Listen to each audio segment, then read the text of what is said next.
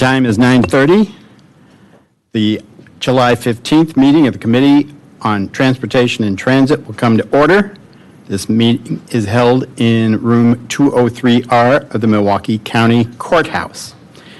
Any members of the public wishing to testify before the committee may provide comment by either filling out a blue comment card like this and then handing it to one of our clerks here, or they can visit our website, milwaukee.gov/public comment, and follow the instructions provided to participate via Microsoft Teams. The public is also welcome to submit written e-comments via the County Legislative Information Center. Mr. Coordinator, please call the roll to establish a quorum. Supervisors Martinez.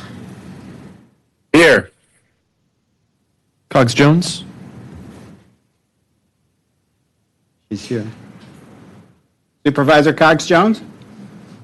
Hear me? No? Yes? We can hear you. Oh, okay. Belinsky. I'm sorry, Chair. It's okay. Supervisor Belinsky. Here. Ekblad. Present. Mr. Chairman. Here. There are 5 members present, 3 appearing virtually. We have a quorum. All right. Mr. Coordinator, will you call the first item? Item 1, from the Director of Audits, Office of the Comptroller Audit Services Division, submitting an audit report titled Milwaukee County Transit System Governance.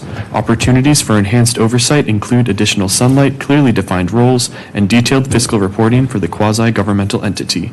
This item was originally referred to the Committee on Audit, and at their meeting of June 8th, 2026, it was recommended for adoption by a vote of 6-0.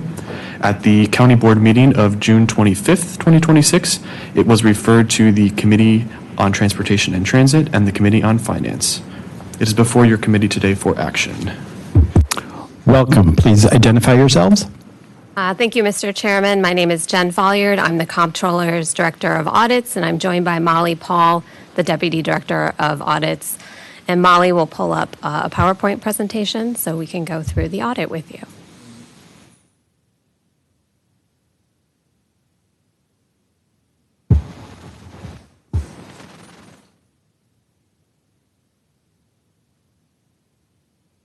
Okay, fantastic.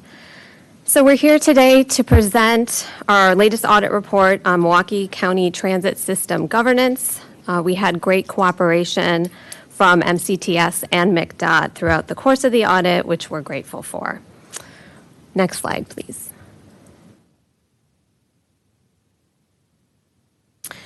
So we're going to start with a little history to make sure we're all on the same page. From 1975 to 2014, Milwaukee Transport Services, Inc., or MTS, doing business as MCTS, was a contracted service provider for transit and paratransit in Milwaukee County.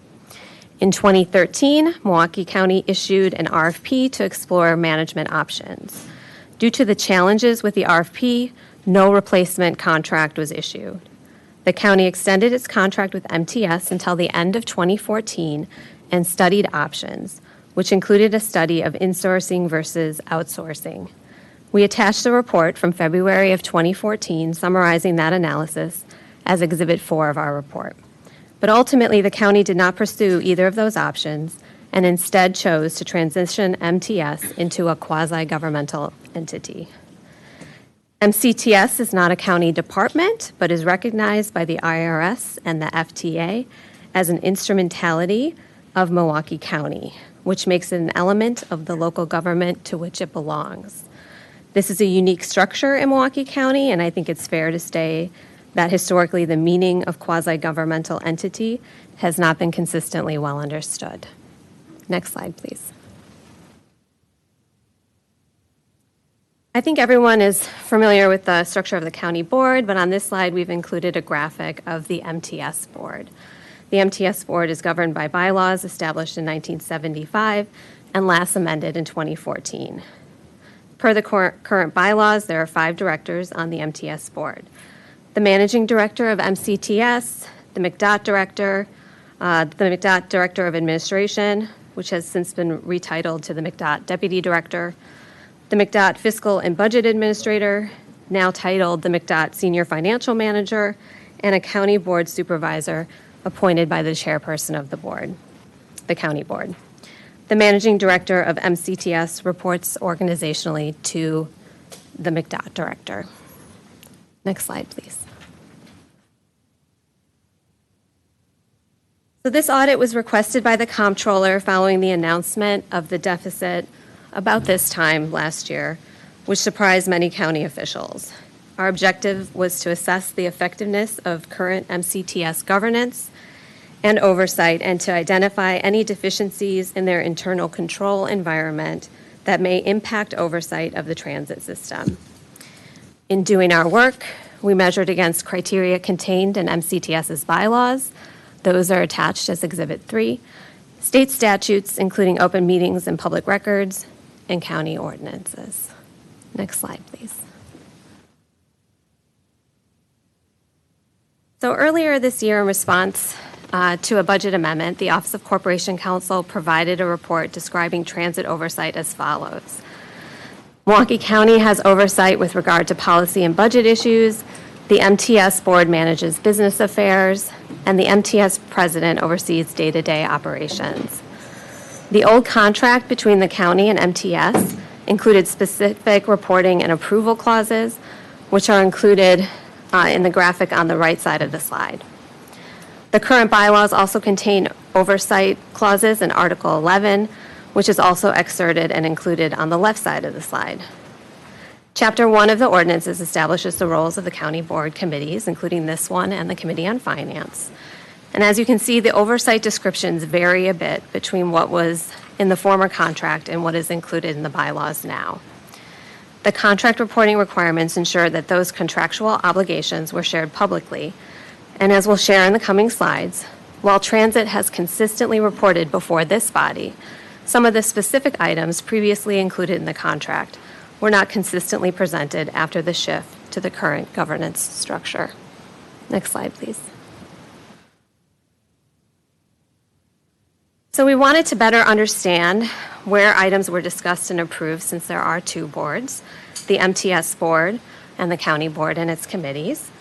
This analysis is in Table 1 of our report, but it's truncated here to fit the slide better. On this slide, you'll see items that are reported to the County Board as both approval items and informational items. There are also items that are approved by the MTS Board. We found a number of items that were not reviewed or approved by either board. They include procurement, including RFPs, human resources, specific contract approvals, employee benefits, labor contract approvals, compensation for and merit increases for non-represented employees, the paratransit contract, FTA audits and triennial reviews, and State of Wisconsin reviews. Many of the items in this list have significant fiscal impacts and have multi-year commitments, and instead of being reviewed and discussed individually, overall signature authority for checks and contracts is granted annually to the Managing Director by the MTS Board.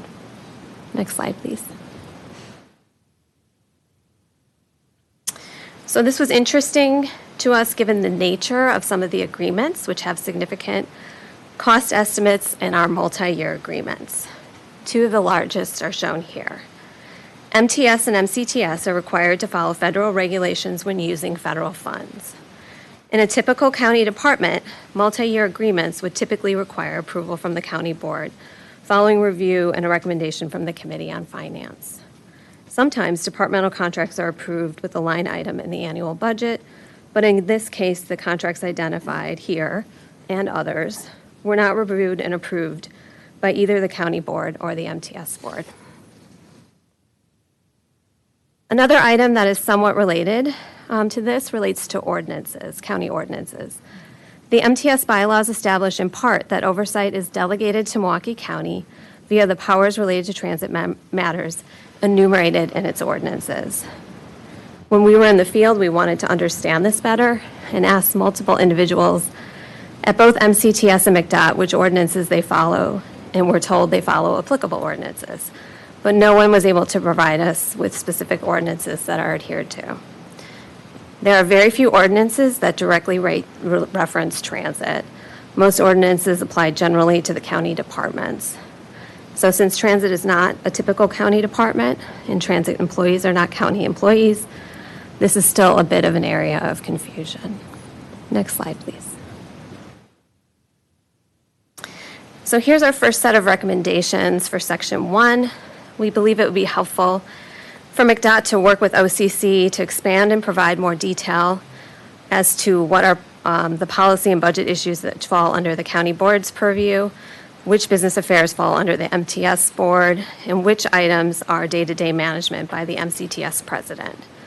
We are also recommending that McDOT work with OCC to develop a list of ordinances that apply to MCTS and present that list to both the MTS and the county board. McDOT should also help clarify or establish clarity on contract approvals, including if county board approval is required for multi-year contracts entered into by MCTS that create future appropriation obligations for the county. Next slide, please. In Section 2 of the report, we discuss the historical role of the MTS board. Since 2014, the MTS board met 17 times, with a typical agenda listing 5 to 6 items. And the last MTS board meeting that lasted more than 20 minutes was in 2020. The MTS board has existed since the bylaws were originally developed in the 1970s and historically functioned as a corporate board. The membership of the board of directors changed with the transition to a quasi-governmental entity, including adding a county board supervisor to the board. But the board largely continued to meet for its annual meeting once a year to process administrative items. We did some comparing to other transit systems, and their oversight boards meet more frequently. I will note that those systems typically only have one oversight board and not the 2 as is in the case here, but they also frequently have layers of transit committees as well. So it's typical for other systems boards to also regularly receive fiscal reports. The MTS board did not meet in 2025 to be briefed on the $10.9 million projected deficit. Next slide, please.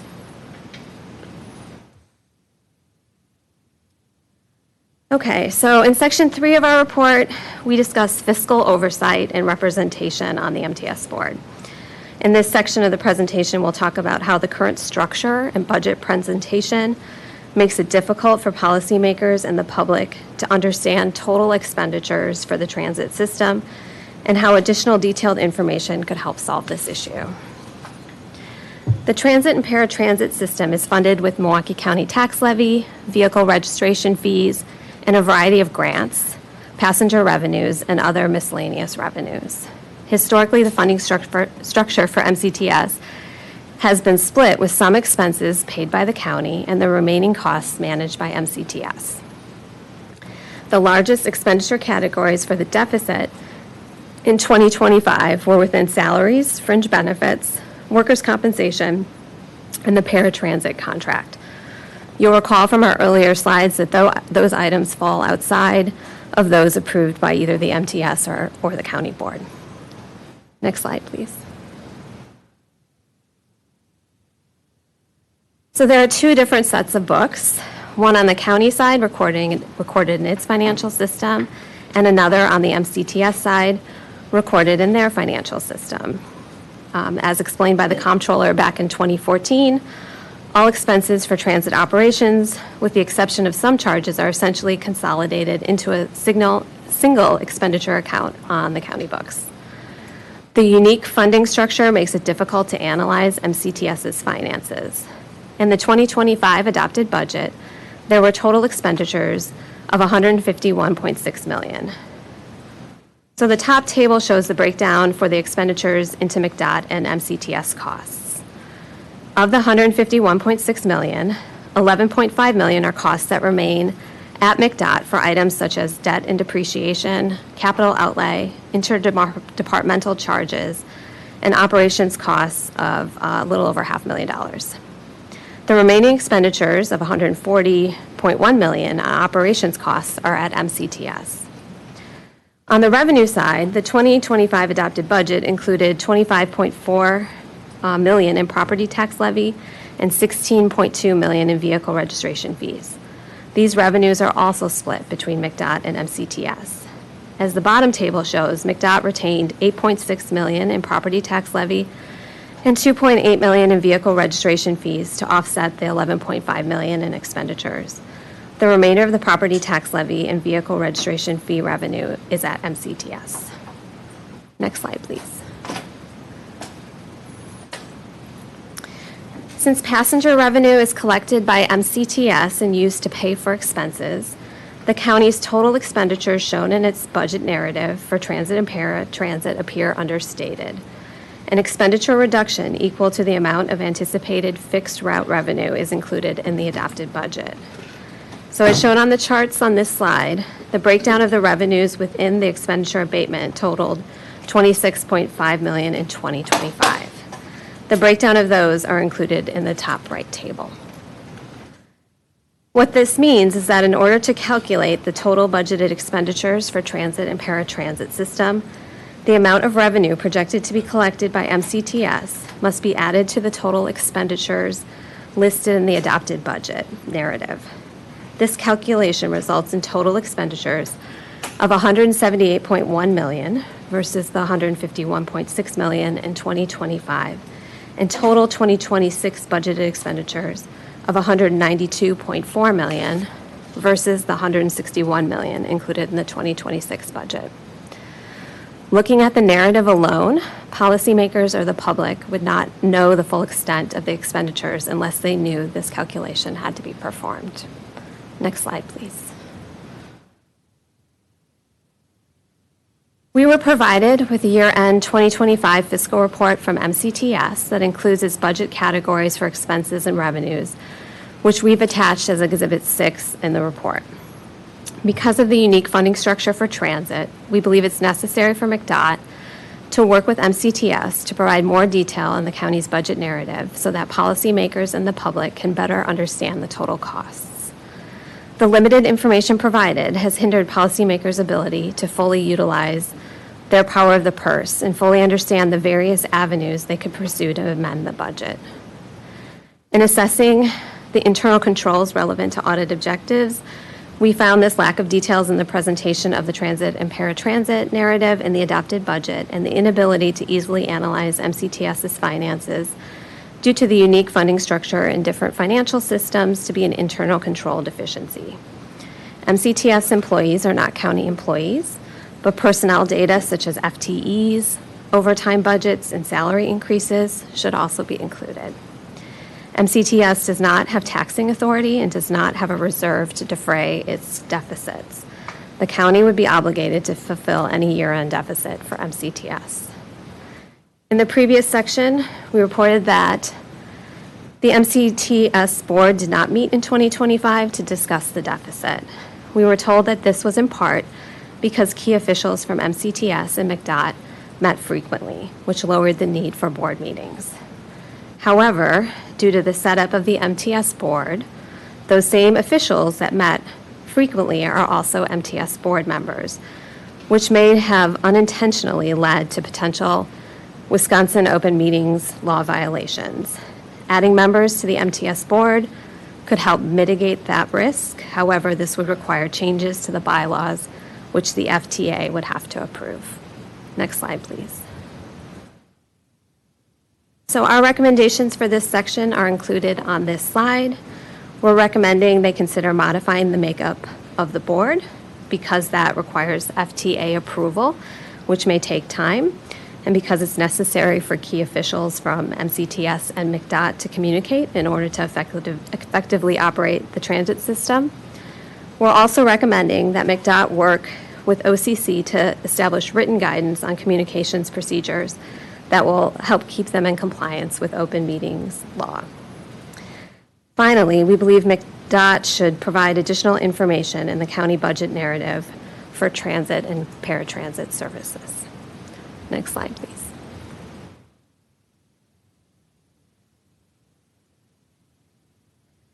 So we shared earlier that the MTS board is operating very similarly to how they operated when they were under contract.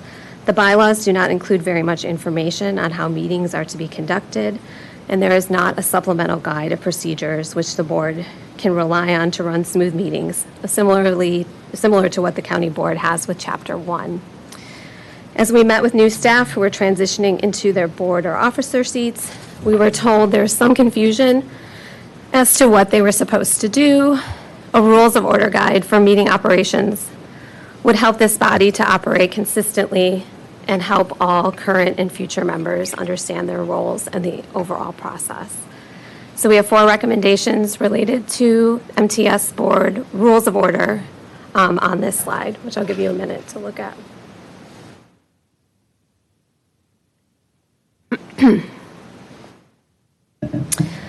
But basically, a determination of whether they should be referenced in the bylaws, a determination and dissemination associated with rules concerning public comment, and providing copies of rules of order to incumbent and incoming MTS board members. Next slide, please.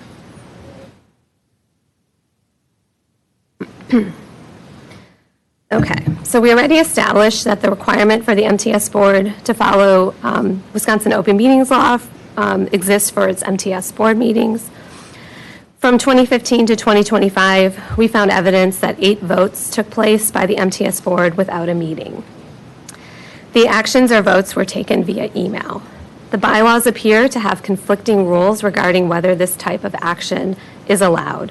However, email votes are generally not allowed under Wisconsin Open Meetings Law. There were also 2 votes where not all directors received the email requesting their vote, and both dealt with personnel decisions. When questioning this practice, the director was informed that because the action without meetings was not a meeting, notification of the action was unnecessary. 4 of the votes claimed exemptions to open meetings law to use closed session. The open meetings law outlines specific steps that must precede closed session, including a recorded vote to go into closed session.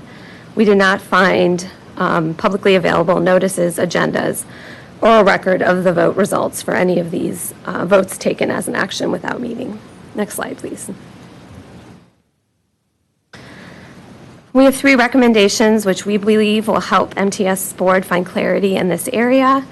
We're recommending that they obtain a legal opinion on the apparent conflict in the bylaws, allowing actions without meetings and the requirement to follow open meetings law. If actions without meetings are determined to be allowable, the MTS board should include within their rules of order which votes are allowed, the process to hold the vote in accordance with state statute, and proper record retention for such votes. Next slide, please. So finally, while the MTS board has posted meeting notices and agendas for their meetings in CLIC in 2025 and 2026, prior to that, postings were not included in CLIC or otherwise easily accessible. Even now, the MTS board is not fully utilizing the system, so our last recommendation is for the MTS board to utilize CLIC or an alternative system to enable public access to meeting notices, agendas, minutes, and an opportunity to attend in person and remotely. And they should consider archiving future meeting video and audio recordings. Next slide, please. So as I wrap up here, I just want to take a little time to say that many of the practices we identified in this report have been ongoing since 2014 and before. The change to the quasi-governmental entity in 2014 happened relatively rapidly and during a time of a lot of change here at the county, and was not studied in the public manner that insourcing versus outsourcing was. We believe that the communication lapse surrounding the reported deficit in 2025 presents an opportunity to look back and answer some of those lingering questions and begin to operate with additional sunlight, including more detailed fiscal reporting, and to better understand and clearly define roles. I appreciate the response to the audit submitted by McDOT and MCTS leadership that's attached as Exhibit 2, which details the ways in which they plan to respond to each recommendation. And finally, I want to thank the audit team who worked on this project, whose names are up on the screen. Our audit reports are action files, so you'll see a resolution and fiscal note attached, and asking for the board to concur with our recommendations and ask for your support in advancing it back to the county board today. At this time, I can take any questions. And MCTS and McDOT are also here if you have questions for them. Committee members, questions?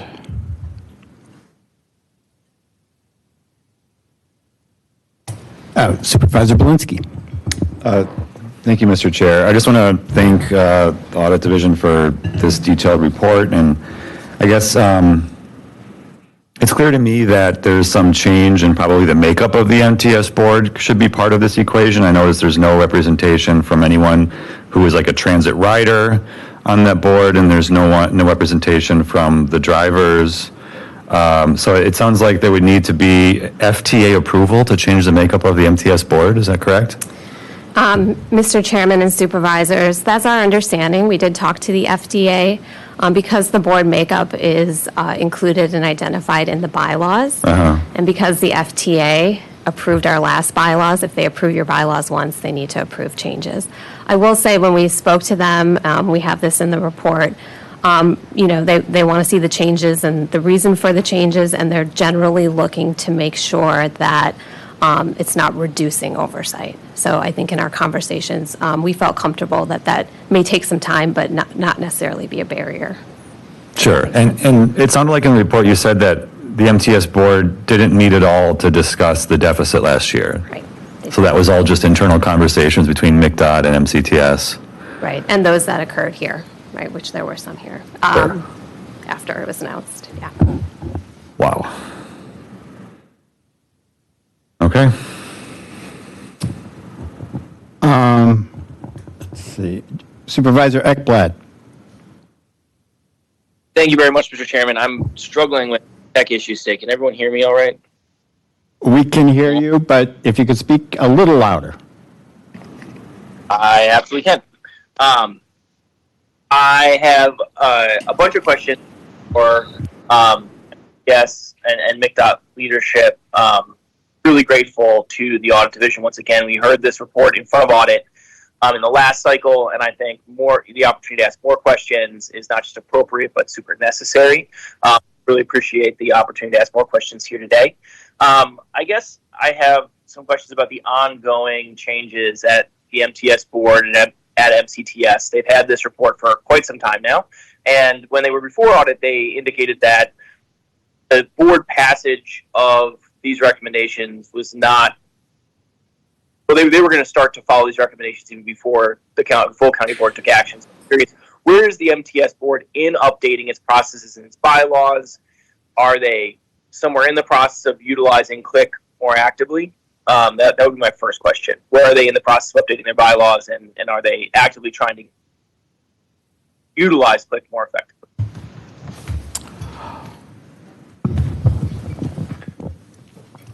Good morning. Joe Lamers, Director of the Milwaukee County Department of Transportation. Good morning, Mr. Chair, Supervisors. Steve Fuentes, President, CEO, MCTS. Mr. Chairman, Supervisors, so right now we are in the process of working with MCTS Council on any changes pertaining to the MCTS governance and the MTS board.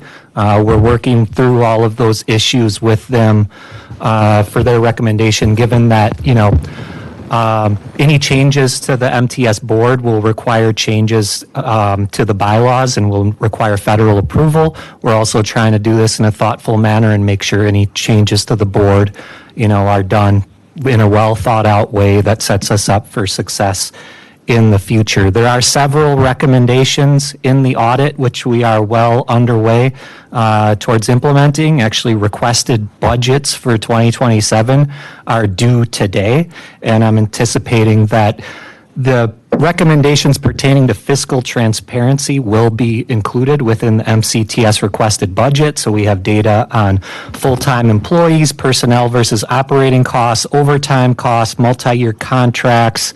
We're also evaluating option with the Comptroller's Office and SBP to change the manner in which fare box revenues are reflected within the budget. That's not in the requested budget, but will be considered for the recommended to make changes regarding that. All the changes regarding the MTS board, we are just working closely with legal counsel on and anticipate follow-up with the board in the coming months on that, and we'll have significant progress certainly by the time that this item goes before the audit committee at the regular, I believe, 6-month follow-up check-in. Is that outside legal counsel or? Yes. Okay. Yes. We partner with OCC as well, but yes. Yes, our outside legal counsel is on the call as well, Eric Van Scandel from Quarles and Brady. Okay. Supervisor Ekblad, does that answer your questions or? It does answer that question. I really appreciate it. I have just a couple more, Mr. Chairman, if you'll allow. Please. I also want to just give a professional thank you to Mr. Lamers and Mr. Fuentes for the way that McDOT and MCTS have been operating, especially in their relationship to the board since they took over. I'm curious if the MTS board is meeting more regularly and if they have stopped voting by email and what other changes they've implemented to the MTS board just by virtue of turnover. I could probably answer that in a couple different ways. The email votes were on very particular matters that has not come up since the items that were identified by the audit committee, and that is not the common practice whatsoever. They were for specific issues. But the changes that will be forthcoming to the MTS board are, as Mr. Lamer said, and I couldn't have said it better, being thoughtfully dealt with and walked through to be able to make sure that we don't make mistakes that were hypothetically made back in 2014 because that was a rush process. So we're trying to make sure that this is a process that works creates a better product for everybody. And 100% understood that formal changes to the MTS bylaws and structure are going to require a longer process, FTA approvals, etc. I guess I'm more curious about the behavior of the board itself. Have they begun meeting more regularly and conducting more oversight? Because they do have that ability now without the structural changes. Correct. The answer is there has not been another meeting yet, and that's been in part because most of the meetings have been happening with the county board. And what I mean by that is, and this was alluded to by the comptroller's office in the report, there is oversight that is a little overlapping to some degree between MTS and also the county board. All of these pieces are being taken into account, and the relevant policymakers are discussing these things, meaning the MTS board individuals. But outside of open meetings laws still. Correct. I guess then my last question, Mr. Chairman, before I yield, is, once again, understanding there's a process that needs to be followed, needs to be intentional. Has MCTS, MTS, and McDOT started to consider structural changes that they will propose? If you can't give us any details on those today, do you anticipate being able to give those, as Director Lamer said, within the usual schedule of audit, so within 6 months before the audit committee hear those proposals, or is this a longer timeline? I apologize. I thought I heard you say, are we going to have these things in place and before the board in the next 6 months? And the answer is yes. If I misheard your statement, only because it got just a little garbled, I apologize. Can you go into any details on what those proposed structural changes to the board might be today? I don't think it would be appropriate to do so today. Okay, but within the usual 6-month cadence of an audit, when this first report comes before audit committee, before the board, these changes will at least be proposed. Do you anticipate having FDA approval? That's the wild card that I can't pretend to say one way or the other. I can certainly say it will be before the FTA, before that time period. Whether or not they've approved it's another question. I just have one more question, Mr. Chairman. I appreciate the committee's patience. What role will the county board play in reviewing those proposed structural changes, if any, before they go for FTA approval? I believe, and I don't want to overstate or understate, but I don't have a definitive answer to your question at this moment, other than we want to be as open and transparent as possible. Thank you very much. Thank you very much, Mr. Chair. Supervisor Cox Jones? Thank you, Mr. Chair. I want to thank the team for providing such a well laid out PowerPoint presentation. But my question kind of piggybacks to what Supervisor Ekblad was talking about in regards to the improvements. Will these improvements be for the riders, or will these improvements just be for internal operations? I certainly don't want to step in front of Mr. Lamers or Mr. Fuentes, and I think they should both answer that question too. But I think the answer is every single improvement that's made at MTS is for the benefit, in our opinion, of the riders. So while it may be internal, the things that I'm talking about, the goal is always to be able to have the best possible experience for our riders. But Mr. Fuentes or Mr. Lamers, please correct me or add to that if you disagree. Thank you, Eric. I would echo those sentiments. Everything we do at MCTS is for the betterment of our riders, for Milwaukee County in general, for everyone involved, all key stakeholders. Every decision we make is important, and we want to be the best that we can be. And I just want to say this for everyone on the call and everyone listening. Reform at MCTS began last summer, not after this audit was conducted. We started getting better immediately last summer. There were some change. Everyone is well aware of what took place. And we're in a much better place today than we were from the time that the audit was asked for. So we've made changes, as Eric and Mr. Lamers have alluded to, and we're only committed to getting better from here.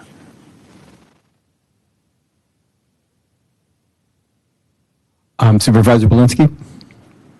Thank you, Mr. Chair. I guess I see this audit report. I have a hard time not feeling like the Bobs from Office Space, where I'm just like, MTS board, what would you say you do here? Because it doesn't seem like they've done much over the last 10 years. My question is, if the fare box revenue was not included in the budget narrative, then what is the other direct revenue of $21.2 million from 2026? Is that grants? What is that?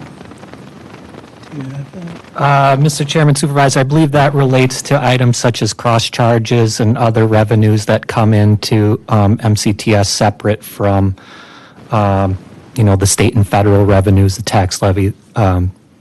VRF actually may be included in that number. I'll verify that, but I believe VRF is part of the other direct revenue number, which would be a substantial amount of it. Got it, because I did see that a portion of the VRF was, in the narrative, was put in a different account, but it doesn't say how much was put in. So, okay, that makes sense. And Mr. Chairman, Supervisor, if I can just add one follow-up comment to that. One of the things, frankly, when I started in this role that I found challenging is that the county board is delegated financial oversight as well as policy oversight. So that covers a large breadth of the items that any administration would typically report out to its board. So it leaves an open question to us, what matters should go before the county board versus what matters should go before the MTS board. The audit report does a good job of pointing out some items that have not gone before potentially either of the boards. And I believe that's the big question right now that we're working with legal counsel to determine. But I actually believe that that matter presents some reason why, a large portion of items go towards the county, of reports go to the county board versus a limited amount of reports going towards the MTS board, because for example, the county board has approval over changes to routes. The county board approves the budget. The county board reviews financial reports and items like that. So we're in the process now of determining with legal counsel which items should be going before the MTS board versus the county board.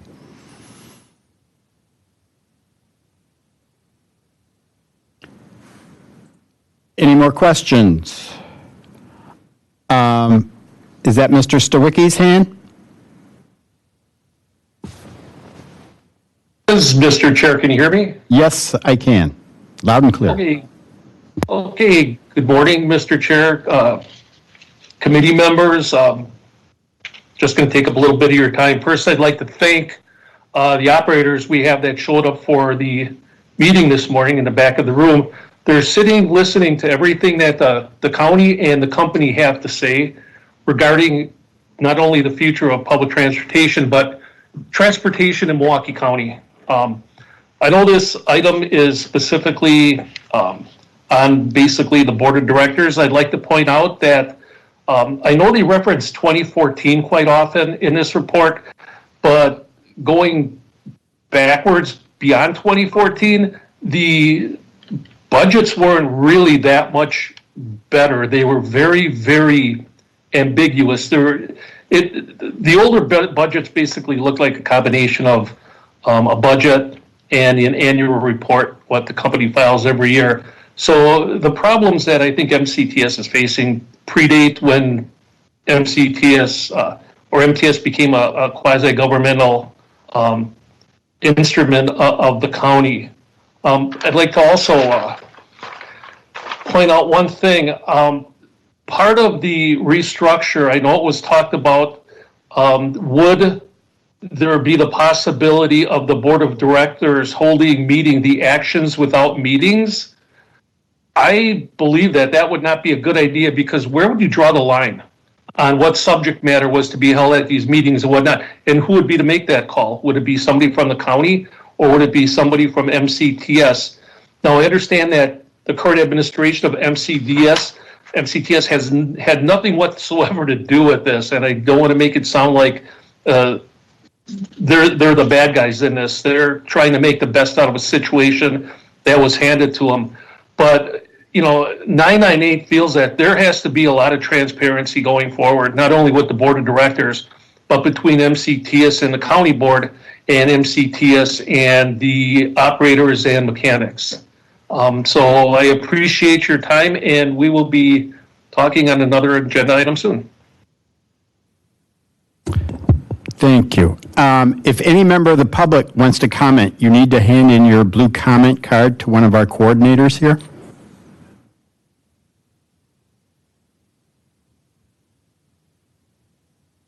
Not at this time? Okay.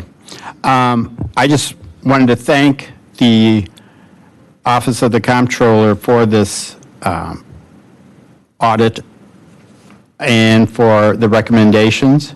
I'm very happy that MCTS is proactive and moving forward with these recommendations. As a member of the county board and MTS board, I believe these recommendations are important and should be followed through on.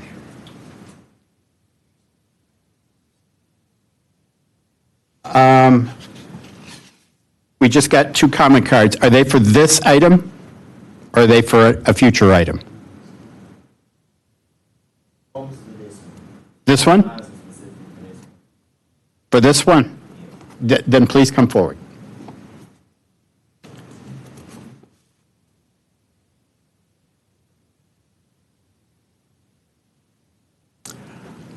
Please identify yourself. My name is Troy Dawson. I'm an operator of MCTS. I had a question for you guys. I heard something about union representative, driver representative, and all these other things, how we didn't have nobody representing the drivers or whatever. And then they went into the budget or whatever, start explaining about how the budget cuts were made for the riders and all this other stuff, but I don't think any riders were actually asked about how these decisions were making, that we made were affecting them. I don't think they were ever took into consideration.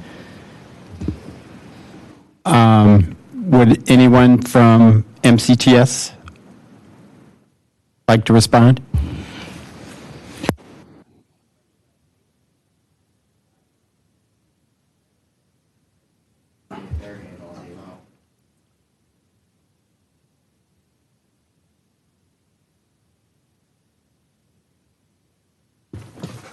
Good morning, Mr. Chair, committee supervisors. Jesus Ochoa, Director of Service Development with the Milwaukee County Transit System. If I understand the question correctly, our most recent service changes with our Move 2025 service plan last year and some of the service reductions. So for any of our service changes, we do go out to the stations to talk with bus drivers. We put out surveys for our riders and used all the input from our engagement events as part of our planning process. And here in a second on the third item, I will go into a little bit more detail on our public engagement process as part of our Title VI program update. Okay. Does that answer your question? No, not necessarily, but whatever. Can you clarify it then? So my clarification to you guys, you did the service cuts, you did the route cuts, you did the route changes for this year. Where were you guys that actually asked the drivers? Because I don't remember having anything passed to me and asked about it, and I work almost every day. I didn't see you guys out there actively engaging with the community either that actually ride said buses either. You get what I'm saying? Like, I remember you guys vividly cutting routes that were actually utilized to get people back and forth to work. And on top of that, you guys are overcrowding buses now. So what are we going to do for the next service plan to make sure that we're getting people places safely and unharmed? You get what I'm saying? Like, it's no way I should be driving a bus with 70 people every hour when we had buses that were coming every 10, 15 minutes to keep elderly people safe, to keep young people safe, to keep people all safe. We're not keeping them safe because you guys keep cutting the buses and you keep cutting the service hours. You're not helping the community, you're taking away from it. How can we do our job safely and do our job and service the community if you're taking away from the community? If I could respond to that as well. Yeah, absolutely. Especially for service development, everyone at MCTS, we don't want to cut service, right? That's not our intention. Our intention is to use the money we have to put out the best service we can. So last year's service cuts were, definitely had an impact on our community, right? And we can always do, better in terms of how we engage with our operators, our public. These next two items on the agenda will go into a little bit more depth on how we will really use the network redesign to engage with the operators over the process of the network redesign here in a second. And our colleague here from Jarrett Walker and Associates will elaborate a little bit on that. But absolutely, for us, we want to ensure that any service that we put out there is being used as efficiently as effectively as possible. But there's always room for improvement, so I appreciate those comments. Mm-hmm.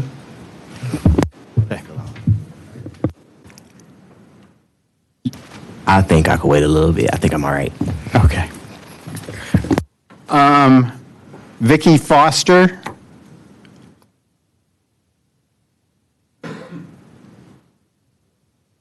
Oh, okay. Did you want to speak on this item? Yes, I would like to speak on. Oh, And also the. Oh, we cannot hear. is your microphone on? It needs Oh, to be I have to green. press it first. Okay. I'd like to speak on can I speak about when David Crowley said that he was on the news saying that the people were paying and security is good on the buses? Which was a lie. I don't know where he got that information from because people are still not paying. So that's why we're probably short on funds and getting all the routes cut because people are not paying on the buses and security is not on the buses. Okay. Are you a driver? Yes, I'm sorry, for 9 years. Okay. All right. Yeah, and it's getting worse. I don't know why they're saying that everything is good, better than last year. But just like the other bus drivers said that you're cutting these routes, you're cutting the routes. There's less buses out, so now there's standing room only on certain routes because there's short buses. Mm-hmm. So to me, the system is terrible. Okay. So you're congratulating this and congratulating that, but it's not right. All right. Okay. And there's no security. All right. Anything else? Lost for words? I have Chair? a lot of words, but yes. Yep, so it sounds like she's talking more about the service plan change. Yes. As opposed to this item, so we want to suggest she might want to reserve comments for the service plan. You're talking item number 3? Yeah, I think that Okay. seems to be what she's talking about. Why don't you come back for item number 3? We'll be at that in a moment, okay?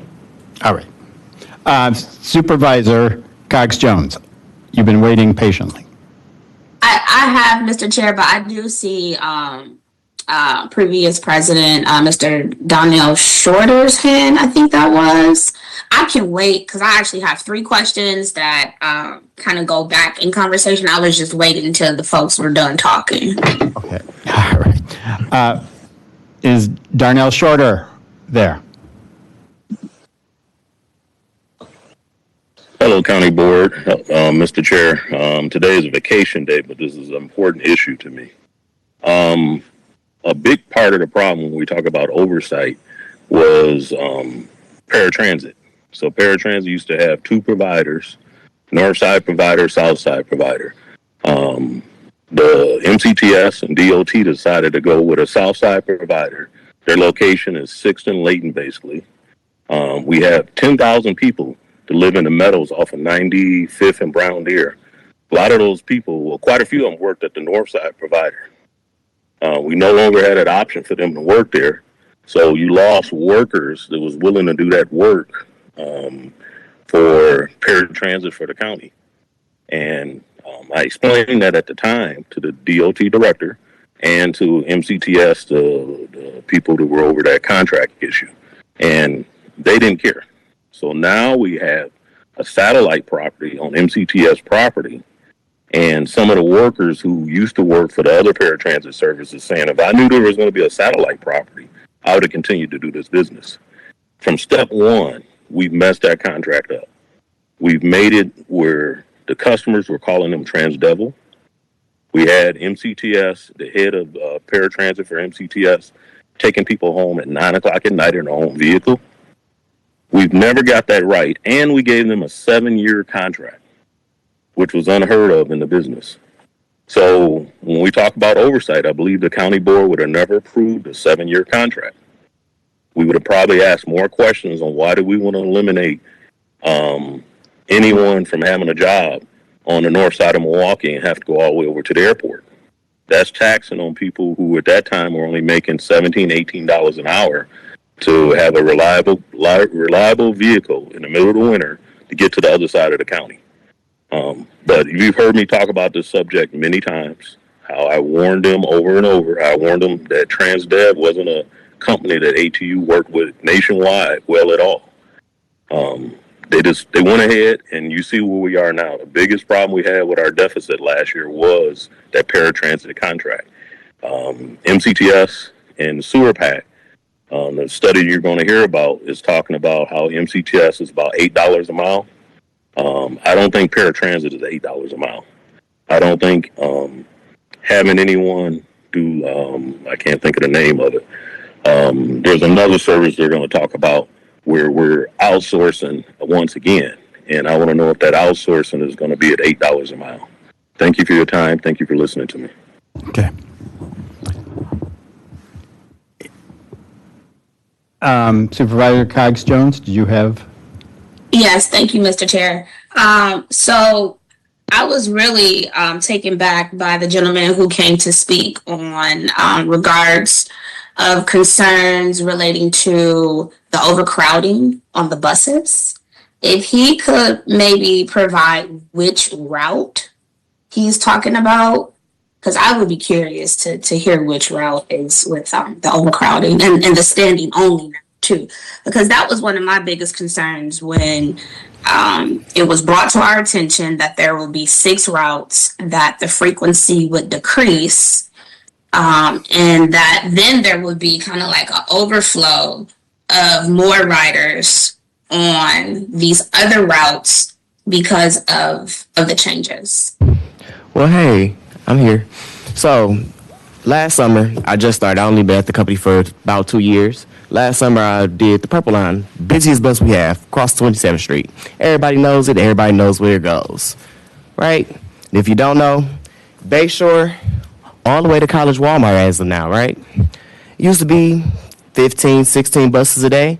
So we had our regular 101 through 112, and at nights has always been a night worker. We had 17 buses all in total, so we had a couple extra buses. Our extra buses went up to like 151 to 157. We were out here fighting for our lives. So when I say fighting for our lives, we're trying to stay on top of it. We're not trying to be late. We're trying to get everybody back home to where they need to be safely in a manner, right? Green Line. If you don't know where the Green Line goes, that's the bus that goes from the airport all the way to Bayshore.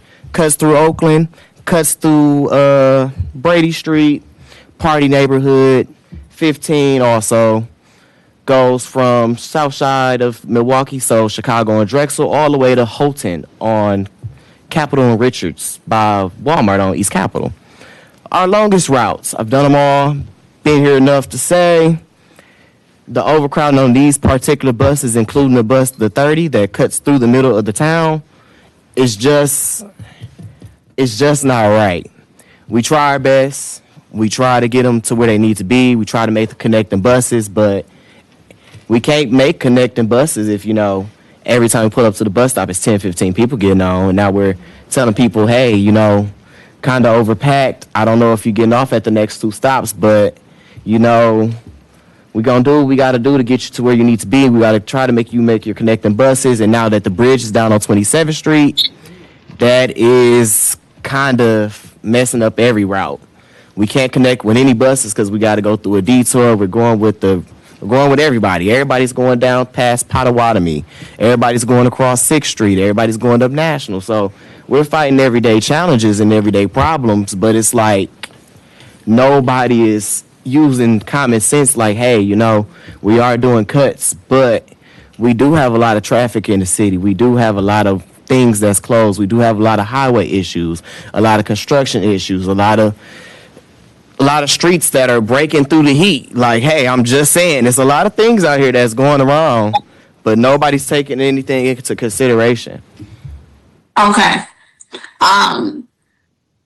That's helpful to know. I would like to maybe follow back up with something of having some sort of guidance or suggestions for the operators on how maybe they are able to do their jobs and not have to worry about the overcrowding or the safety or the construction conflicts, et cetera, et cetera. I feel like that's a conversation that definitely needs to be had. But I could have sworn that there was $300,000 allocated for some sort of security on MCTS. Is that correct, Mr. Chair?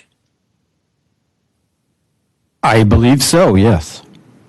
So with that, I would be just kind of curious to know what's the update on how that can be implemented or how that can help with some of the concerns that Ms. Foster brought to our attention. Okay.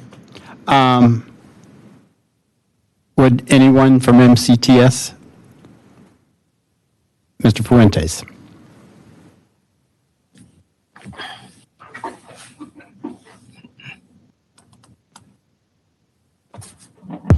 All right. Good morning once again. And Supervisor Cox Jones, I believe you're referencing the $300,000 in the budget for the pilot program with the Milwaukee County Sheriff's Office. Is that correct? Okay. Yes, so that is that money is there. Some of it has been utilized to provide Milwaukee County Sheriff personnel to ride our buses. Due to staffing issues with the Sheriff's Department, that pilot has not been utilized to the extent that we would have liked to have seen it utilized. Partly, it's a volunteer program where sheriff's officers or sheriff personnel need to sign up on their day off to ride our system. Those numbers haven't been there for the sheriff to provide us people when we want them. The approach and the idea was fantastic to get them on our system on their days off It has been utilized, but not to the extent that we would have liked to have seen, in conjunction with our own public safety officers as well in the system. So that money is there, as Supervisor Cogzones referenced, and some of it has been utilized, but not to the extent, especially the summer. The summertime was very busy. Summerfest, a lot of activities. Milwaukee County kind of comes to life in spring to fall with a lot of festivals, almost every day of the week, weekends, and the Sheriff's Department has other obligations other than the pilot program of riding our buses. So that, hopefully that gives you a little bit of insight into the program. And I totally hear you, Director. I understand of the shortfalls with staffing issues and concerns, but my ultimate concern is really the operators. Like, they're trying to operate this large vehicle carrying so many lives and having to worry about being either attacked or having to defuse a situation. I suggested many moons ago of having 2 operators on the bus, one who would be able to kind of help mitigate some of those concerns. I mean, we just have to be innovative and creative. If we're not getting any response from the Sheriff's Department and from the folks who are supposed to be assisting us with the pilot program, then we should kind of go back to the drawing board and have some brainstorming conversations on, okay, what can we do in the in-between time until we can get this moving forward? And I know that you guys deal with so many moving parts in you all's role, but I just feel like the safety concerns is huge, especially with so many other things that are on the rise that is just kind of dealing with the world and life situations that we're all, trying to figure out. But, safety has been a concern since I've been on this committee, and I can't believe that we're still talking about the same stuff and not trying. And I know that there has been improvements, right? There has been some major, I see you shaking your head in the back, Ms. Foster. It's been a little bit. It's been a little bit, maybe not a lot, but there has been some changes. And I just feel that with you in this role, I believe in your leadership and your team's leadership. I have a great relationship, and I have relationships with some of the ATU members as well. I know that you all can figure out something. I have confidence that you all could figure out something just to try it. I know that there was like a van service. Is that still an option that you all are doing to pick up the operators? Because I do sometimes see the operators getting off the bus, getting in the vehicle. I don't know if that's a personal friend that's picking them up. No. Ms. Foster shaking her head in the back. No. Okay. But I just feel like we could do something, Director. Okay. Supervisor Cox-Jones, I truly appreciate your support, and I hear everything you're saying. As somebody who operated the 40-foot, 60-foot commercial vehicles for 14 years in Chicago, and then spent another 3 years as part of ATU, I understand. I understand what it's like to be behind that wheel, to take abuse from customers who are having a bad day and they want to take it out on you. I understand it on a personal level very deeply. I came up through transit. My father was a 26-year bus operator in Chicago. So for most of my life, I have lived in transit, either being supported by it or working in it for the past 32 years. A couple of things that we are trying now, we are piloting 2 extended bus shields to keep our operators as safe as possible. There is no 100% way to keep everybody safe. The public, if somebody is intent on harm, unfortunately, they're intent on harm. And I wish we could put an officer or a sheriff's deputy on every bus. We just don't have the funding for that. Every cut that has been made at MCTS has been because of funding. It is not a cut that we want to do. Nobody who is in a leadership position at a transit agency wants to cut service. If they do, they're in the wrong business. And I will tell them that. Your job is to provide safe, reliable, efficient service to the customers. That is our job. That is what we aim for. That takes a lot of money to do that in a way that's going to make everybody fully happy. We try our best when we have to reduce service, such as we did coming into this year. We did engage in we engaged in conversations with union leadership. In fact, Mr. Stawicki, who spoke earlier, had an idea that we liked, and we utilized that. Oh, that's great. So we. I'm glad to hear that. We are. And very- that's one of the major improvements right there that I'm talking about. One thing That's that one of the major- I am not ashamed to say, Supervisor Cox Jones, is that when I walk into a room, I never assume I'm the smartest person there. If you have a great idea, I'm going to listen to it. And if it makes sense and we can afford it, we're going to do it. If we don't do it and it's a good idea, it's probably because we couldn't afford it. Everything we try new takes money. Every new idea, any type of innovation, it takes funding. And this is something we're going to talk more about when we talk about our transit network redesign in agenda item 4, but we're going to talk about funding and the need for dedicated funding. Every time something good goes away at MCTS, it's because we couldn't afford it any longer. And that is all of our problem that we need to solve collectively. And I'm here to do that. Yeah. Here to do that with you. Thank you. Supervisor Ekblad. Thanks, Mr. Chairman. Out of respect for the conversation that's going on, maybe if there's no other questions on agenda item number 1 specifically, I'd make a motion to adopt. Okay. Mr. Michael Brown has been waiting. Let's hear from him, and then we'll move on your motion. Michael Brown? Good morning, Chair. Good morning, Supervisor. I just want to talk about what the operators are talking about when we talk about security. Priscilla, I don't know if you was at the last board meeting, but I did bring up about the sheriff on the bus. We was promised in the security meeting that the sheriffs was going to be out there for the summer. So we was going to try to save the revenue because the kids would be out of school, and they was going to be out there for the summertime. So in our last security meeting with the with MCTS, we was told by Brian, who was one of the COOF operator in charge, one of the highest officer director that's at MCTS. He told us that was a political stunt. It was just a political stunt about the sheriff being out on the bus. So after that meeting last month, he pulled me to the side, him and Mr. Ferrante and Ruben pulled me to the side and said that there was going to be our security, which our security, let me let y'all know, our security are probably the best we had in about 20 years. So our security are doing their job. They just don't see that the people are getting arrested is in jail too. So I'm not going to bash our security because they have a lot of people arrested out there. But I was told by Steve just a couple of weeks ago that those security officers will be out there on the buses, riding the buses, because that's what we request, them riding the buses with the people, all 3 shifts.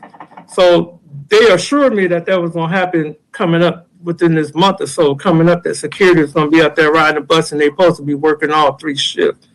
But as far as the revenue goes, like I was told you before, MCTS told us that was a political stunt. And that $300,000, where is it? So they was only spent $11,000 since that program has started since January. All right. So that's all I want to put on there. And then I want to talk about that board of director meeting. I got interviewed by those audit people, doing investigators, and I feel like ATU, we represent majority of the employees at Milwaukee County Transit, and I feel like part of that board of directors, it should be some accountability, and it should be our president. It should be somebody from Local 998. The president should be also be thought about sitting in that board, because when all that during the fiscal, when we were doing our contract negotiation, that's when the news broke to us that they was in a deficit in the middle of contract negotiation, which wasn't fair to us, who represent the operators and mechanics at MCTS.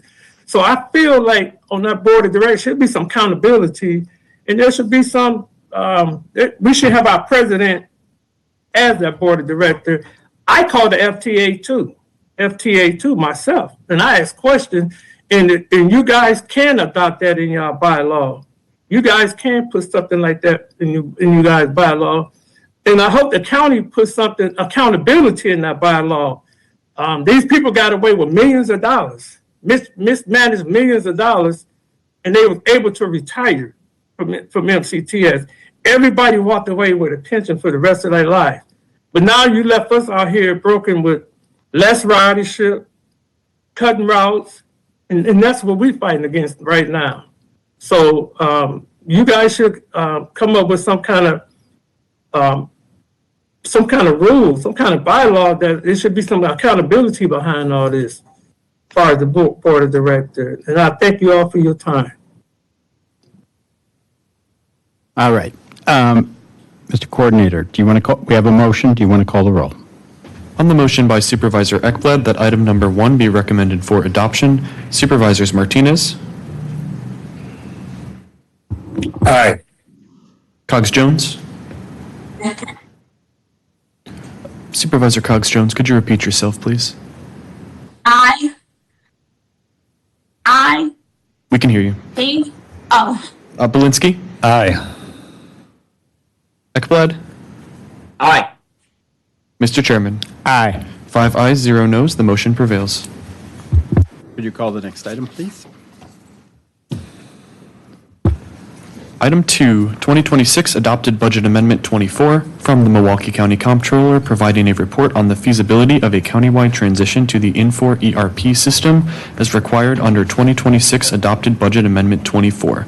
This file was also considered by the Committee on Finance, and at their meeting of June 18th, 2026, it was discussed with no action taken. It was also referred to the Committee on Personnel and is before your committee today for informational purposes only unless otherwise directed. Morning, Chair and Supervisors. Jim Moon, Deputy Comptroller, Milwaukee County. The report for item number 2 responds to the 2026 adopted budget amendment directing the Comptroller's Office to evaluate transitioning all departments into Infor and begin researching alternatives to achieve overarching singular countywide financial integration if that's not possible. So at a high level, the most important takeaway is that in the current state, Milwaukee County cannot realistically operate on a single ERP. ERP is an enterprise resource planning system across all departments. This is not the result of a lack of coordination or effort, but rather reflects the structural, operational, and financial realities that we face today. We operate in a multi-system environment. We use Infor as our county's core financial system for its general ledger, but there are several major functions that operate outside of it. Milwaukee County Transit System recently implemented Microsoft Dynamics. The pension system operates independently using the SAGE ERP program. The Department of Health and Human Services relies on specialized clinical and billing system software. And our county's budget software is very specific, and they exist externally outside of Infor for these reasons. Looking through the report, the analysis shows that basically fully migrating all the departments in Infor would be costly, potentially disruptive, and in some cases incompatible with some of the departmental business requirements, particularly in the area of pension, transit, and DHHS. The environment should not be reviewed, this shouldn't be viewed as a temporary item. Milwaukee County, like other entities, effectively operates within a coordinated but separate structure where departments have the distinct operational and technical requirements. And as a result, maintaining multiple systems is not a transitional issue, but an ongoing condition. However, even though that we cannot shift everybody into a single source, there are alternative solutions. We can, and the report outlines 3 general pathways for further research and consideration.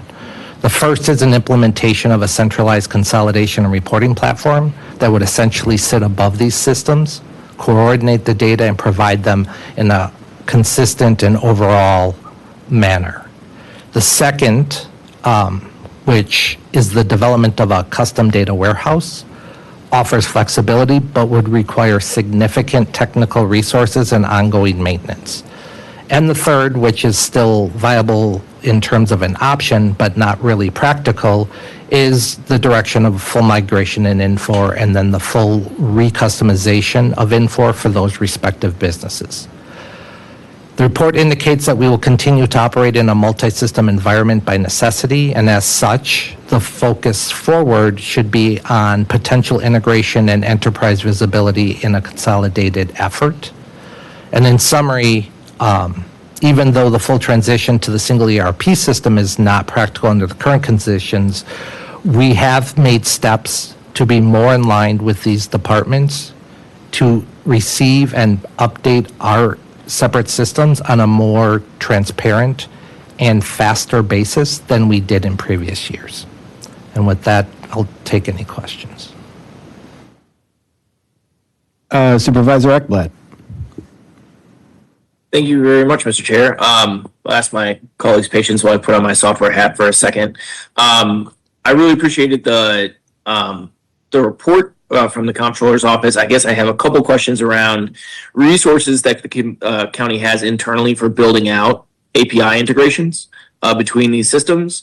Second question would be, have they considered, I saw one of those passed was a third-party reporting tool. Are we talking about like a Power BI that lays over the top and just kind of sucks data from these systems and do a reporting interface, or a Looker, for example? And I guess my last question is, obviously there's a consistent concern around the sunsetting of our systems and lack of ongoing support from the vendors. Do we feel like with these systems specifically that concern has been overcome, or is that still very much part of the roadmap? Thank you, Chair and Supervisors, for the questions. Question one for API. We have had discussions with IMSD on this item. It would take a significant amount of resources in order to execute the APIs. I believe it was addressed like with option 2 in the data warehousing. IMSD would support that option, but it would come at a significant cost. And if we need more details, I can circle back with IMSD and get you some answers on that. To the next, go ahead. I would very much appreciate, sir, if you would circle back with me on that. I'm also curious about whether or not those API calls are at all possible for the specific processes that they'd have to map over. So Okay. Thank you, yes. Yep, my pleasure. As to the second question, the consolidation, we're beginning to investigate other software platforms like OneStream, Anaplan, Planful, Workiva, or Oracle. I don't know that Power BI would work for that and fit that, but these would sit as consolidation. They're unified, basically, platforms that consolidate the financial data from all of those separate systems, and they would put it into a single source of truth, and it would also automate consolidation and some of the other financial reporting tools that we do when we have to bring these systems and these data in manually. We have not made, obviously, any decisions. This was an initial investigation as part of this report. And then I believe your third, can you repeat your third question? I'm sorry. Yeah, the third question was a concern about the sunsetting of various legacy systems, whether, especially with the ERP and the systems listed in the report, it didn't seem like that legacy was an issue. Concern about those systems and support for them being sunsetted was an issue, but I'm not an expert on each of these specific software solutions, so I just wanted to see if that was still part of the roadmap. Thank you, Chair and Supervisors, for that. Yes, sunsetting is obviously on the roadmap. I don't think it was brought up a lot. It is mentioned in the report and related to DHHS and one of their systems, which is sunsetting in 26, and we have taken the appropriate steps to ensure that the conversion of that project into their other system flows into Infor now from a payables standpoint, so we are still going to receive the financial data on that. That approach of making sure that sunsetted things is in the roadmap, I just didn't call it out in the report. And so the DHS system that is being sunsetted in 26, the processes that tool was being used to run are being mapped over to Infor as we speak? No, they have a separate system, and I'd actually have to pull up the names. I don't want to get them confused, so if you want to give me a minute, I can do that. Otherwise, I can always follow up with you. But basically, they have a separate clinical billing system. We're moving that into that system, but what they're doing is they're submitting payment files to our accounts payable that run through Infor to process the payments, so that from a financial standpoint, we're tracking the expenses, and they're coded correctly to the appropriate use of those funds. And it looks like NetSmart is the one that's sunsetting, and My Avatar NX and Provider Connect NX systems are going to be integrated. Correct, yes. All right, thank you very much for the committee's patience. That solves my questions, Mr. Chairman. I'll yield back. Supervisors, any other questions? Seeing none, Supervisor Belinsky. Thank you, Mr. Chair. So in your view, do you think that the lack of ability to consolidate under Infor is more a statement about how complex all the systems we have are, or is it more just a statement of like maybe the limitations of the Infor system itself, and maybe like eventually we should look at a different overarching system? Thank you, Chair and Supervisors, for that question. It's kind of both. There are very specific business and financial requirements that these departments operate on. When Infor was set up, it was not configured for all of these businesses' processes. And so could we configure Infor that way? Yes. That would take a significant investment. When it comes to should we sunset Infor, I will say no, not at this point.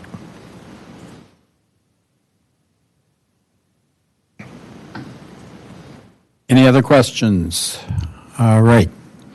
Well, seeing this is an informational item, let's move to item 3. Item 3, from the Director, Department of Transportation, and the President and CEO, Milwaukee County Transit System, providing an action report regarding Title VI equity analysis and service and fare equity analysis. This action report is also responsive to reference report file 26-26. At the meeting of this committee on June 10th, 2026, this file was laid over to a date certain, being today's date of July 15th, 2026. It is before your committee today for action. Good morning once again, Mr. Chair, TNT committee members, Jesus Ochoa, Director of Service Development, accompanied with my colleague. Good morning, Mr. Chair and Supervisors. Dan Adams, Planning Manager for Milwaukee County Transit System. So today we're here seeking approval of our 2026 Title VI program update. We did give a presentation last month, and we're happy to do so again today. A couple of the comments from some of the operators suggest that this presentation would be very useful. So with that, I'll share my screen and we can get into it.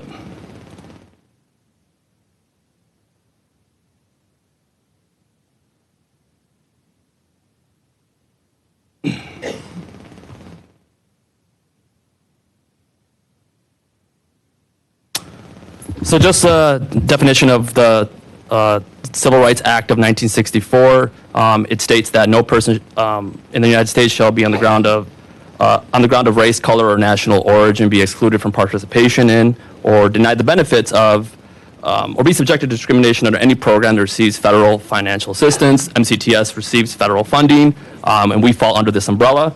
And also as a recipient of federal funds from the FTA, MCTS must comply with this act and in the form of submitting a program update every 3 years under the FTA's Title VI Circular 4702.18. So, as I mentioned, the FTA requires all transit agencies to submit this every 3 years. We must document our plan update, any updates to that that we'll get into in a second here, and it has to be approved by a governing body. The governing body for us is the County Board of Supervisors and as well as the County Executive. Our deadline to submit this program update to the FTA is October 1st of this year. So in the past, we've come before this board seeking approval of our previous program updates in 2014 and our latest one in 2023. This latest program update is on our website. Anyone can go on there, download it, take a look at it. It is a pretty meaty document, but it has a lot of great information on how we run our business and how we do it in an equitable manner. So with that, I will pass it over to my colleague who will talk about the purpose and some of the requirements. Thank you, Suze. So the purpose of the Title VI program plan update, as you can see on the slide here, is number 1, to ensure that transit services are provided in a non-discriminatory manner. Number 2, to promote full and fair participation in transit decision-making without regard to race, color, or national origin. And number 3, to ensure meaningful access to transit-related programs and activities by persons with limited English proficiency. So, and that FTA Circular 4702.1b, which is the FTA's method for setting forth rules and regulations,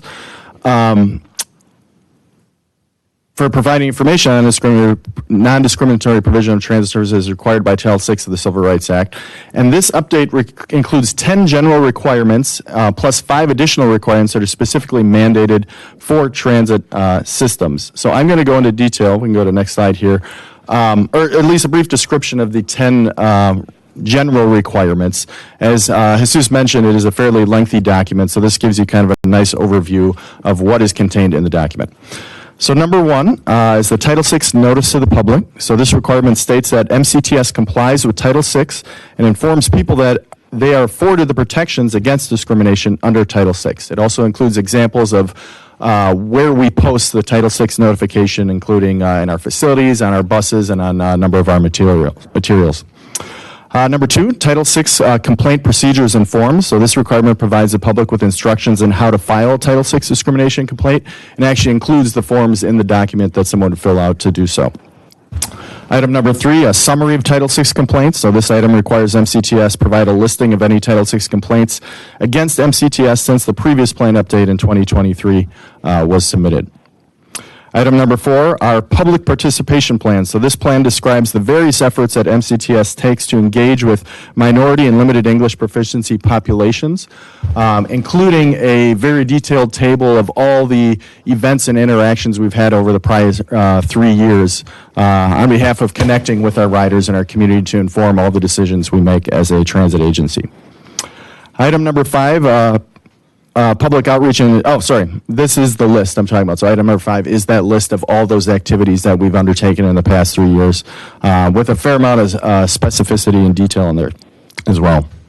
Item number 6, the limited English proficiency plan. So this plan describes the actions MCTS takes to provide language assistance to persons with limited English proficiency. Item number 7, minority representation on planning advisory bodies. So under this requirement, MCTS must identify any non-elected planning or advisory groups and the racial breakdown of the members on those committees. Item number 8, the monitoring of sub-recipient Title VI programs. So this item states that as the recipient of Section 5310 program funds, Milwaukee County Department of Transportation is responsible for administering agreements and monitoring compliance by subrecipients such as contractors or vendors that receive those funds, the 5310 program funds. Item number 9 is approval of the Title VI program update by the governing entity. So that's why we're here today, is this lengthy document is approved by our oversight board, which is the Milwaukee County Board of Supervisors. And then item number 10 are the definitions for major service change, disparate impact, and disproportionate burden. So those are very key terms within the Title VI. And so I'm going to hand it back to Jesus to kind of explain those a little bit more. Thank you, Dan. So aside of the 10 general requirements, there are 5 specific requirements for transit providers. These requirements include our service standards and policies. So, how we plan our routes, what service levels we put out there, what good land uses work with transit, right? That's all outlined within this document and how we do our business. We also include demographic data on minority and low-income populations served in Milwaukee County. So there are maps that show exactly where the latest data shows where these 2 population groups mostly reside, right? Another specific requirement is Title VI monitoring program. So every year within that program update, we look at standards on routes, like how frequent routes are for minority routes compared to non-minority routes, for low-income routes compared to non-low-income routes, which is detailed for each year. It includes a description of the engagement process and policies of what's considered a major service change, and what's considered that disparate impact, disproportionate burden, which I'll get into in the next couple of slides here. And then finally, this program update includes any of a service or fair equity analyses, what we call SAFEs in our world. which I'll touch on here in a second. So what is a SAFE? The FTA requires us to perform equity analyses under these two situations. A service equity analysis is done prior to any major service change, to any of the routes or a group of routes. And the fare equity analysis is done prior to any change to fares or the fare system. So that could be anything from fare increases, and it could also go in the other direction, right? Fare decreases, you have to run the analysis to ensure that it's done in an equitable manner. It could do anything. It can also include if we change our fare media types. So we'll get into some of the examples here that fall under these umbrellas in a second. But the real purpose is to really proactively assess any of these impacts. And the SAFEs are meant so that you can mitigate it where practical, right? It does not necessarily say you cannot do it. It says that you took a proactive approach to say, we're gonna try to mitigate it, or in some cases, completely remove that change where practical. So any change that does not have a similar impact on both populations is considered to be a disparate impact or disproportionate burden. Now, specifically between those definitions, the disparate impact is when the practice is disproportionately affects a member or of a group identified by race, color, or national origin, versus the disproportionate burden, which is when the practice disproportionately affects low-income populations more than non-low-income population groups. So planners use a host of data sets to in their analyses, and we use a ratio that's commonly practiced in other transit agencies called the 4/5 rule. It's a threshold that determines whether there's a disparate impact or disproportionate burden, respectively, for minority and low-income population groups compared to their counterparts. If the impact requires a minority population group to receive benefits 20% less or bear the effects 20% more than their counterpart, then an impact exists, and MCTS as an agency has to take steps to mitigate that where practical again. So how do we determine whether we have to run a SAFE? We have a number of thresholds that we analyze to ensure that if any of these thresholds are crossed, we have to run that SAFE.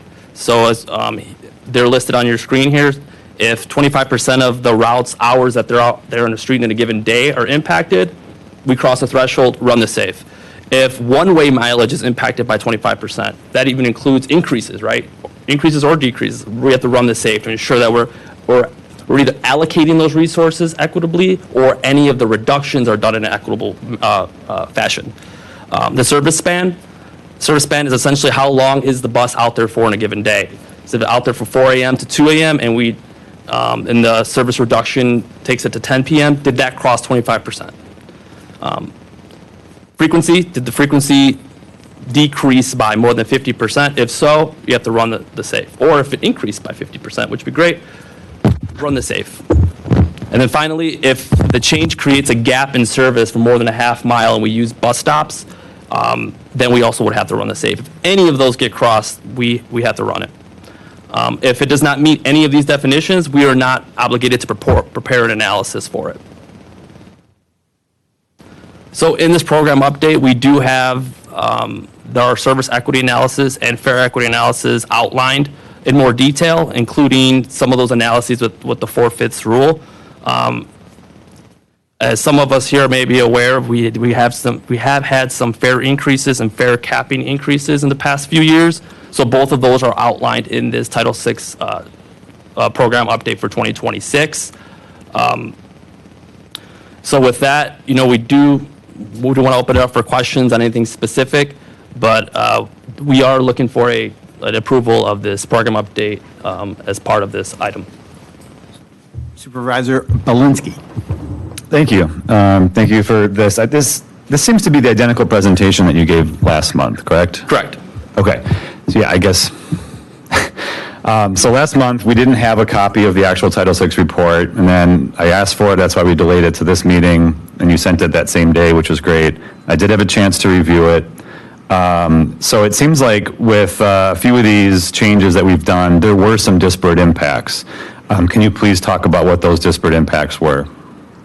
Yeah, so for some of the fair equity analyses, there were, whenever we do a fair equity analysis, for instance, and in this case it was fair capping, we look at the population groups, minority and non-minority, the percentage that they use, for instance, the card versus the app versus cash.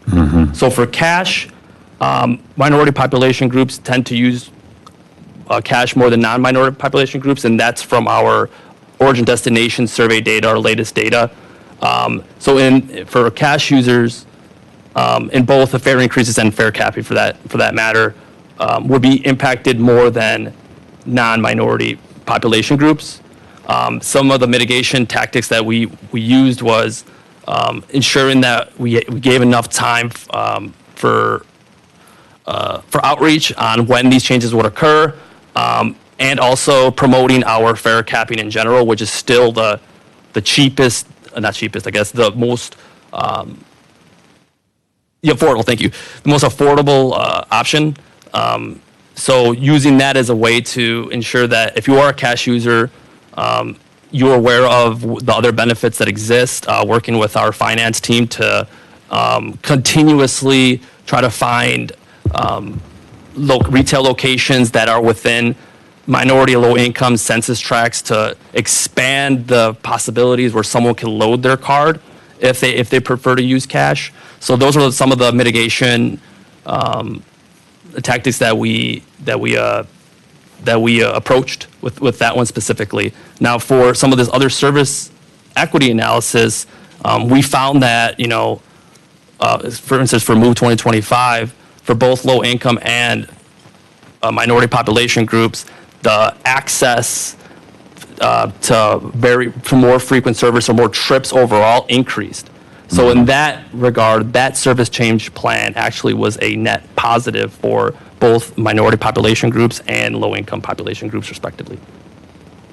Yeah, so it was the fare increases last year and the contactless payments. They did have some disparate impact, according to this report, and the mitigation for the fare increases, it seemed to be, was just that they would be told about them. It wasn't like there was anything you guys could do to make it not hurt them as much. It was just like, well, they gave them lead time to know it was happening. Yeah, and part of that was part of our 2026 budget deficit in general. Right. The other mitigation would be if we can find more money to obviously fill the deficit as well, right? That's always an option, but again, the key phrase is where practical. Right. The fare increases are in line with our peer agencies. So that's also taken into account, right? What are our peers charging for fares, and are we in line with that? Right. And that's how we landed to that number.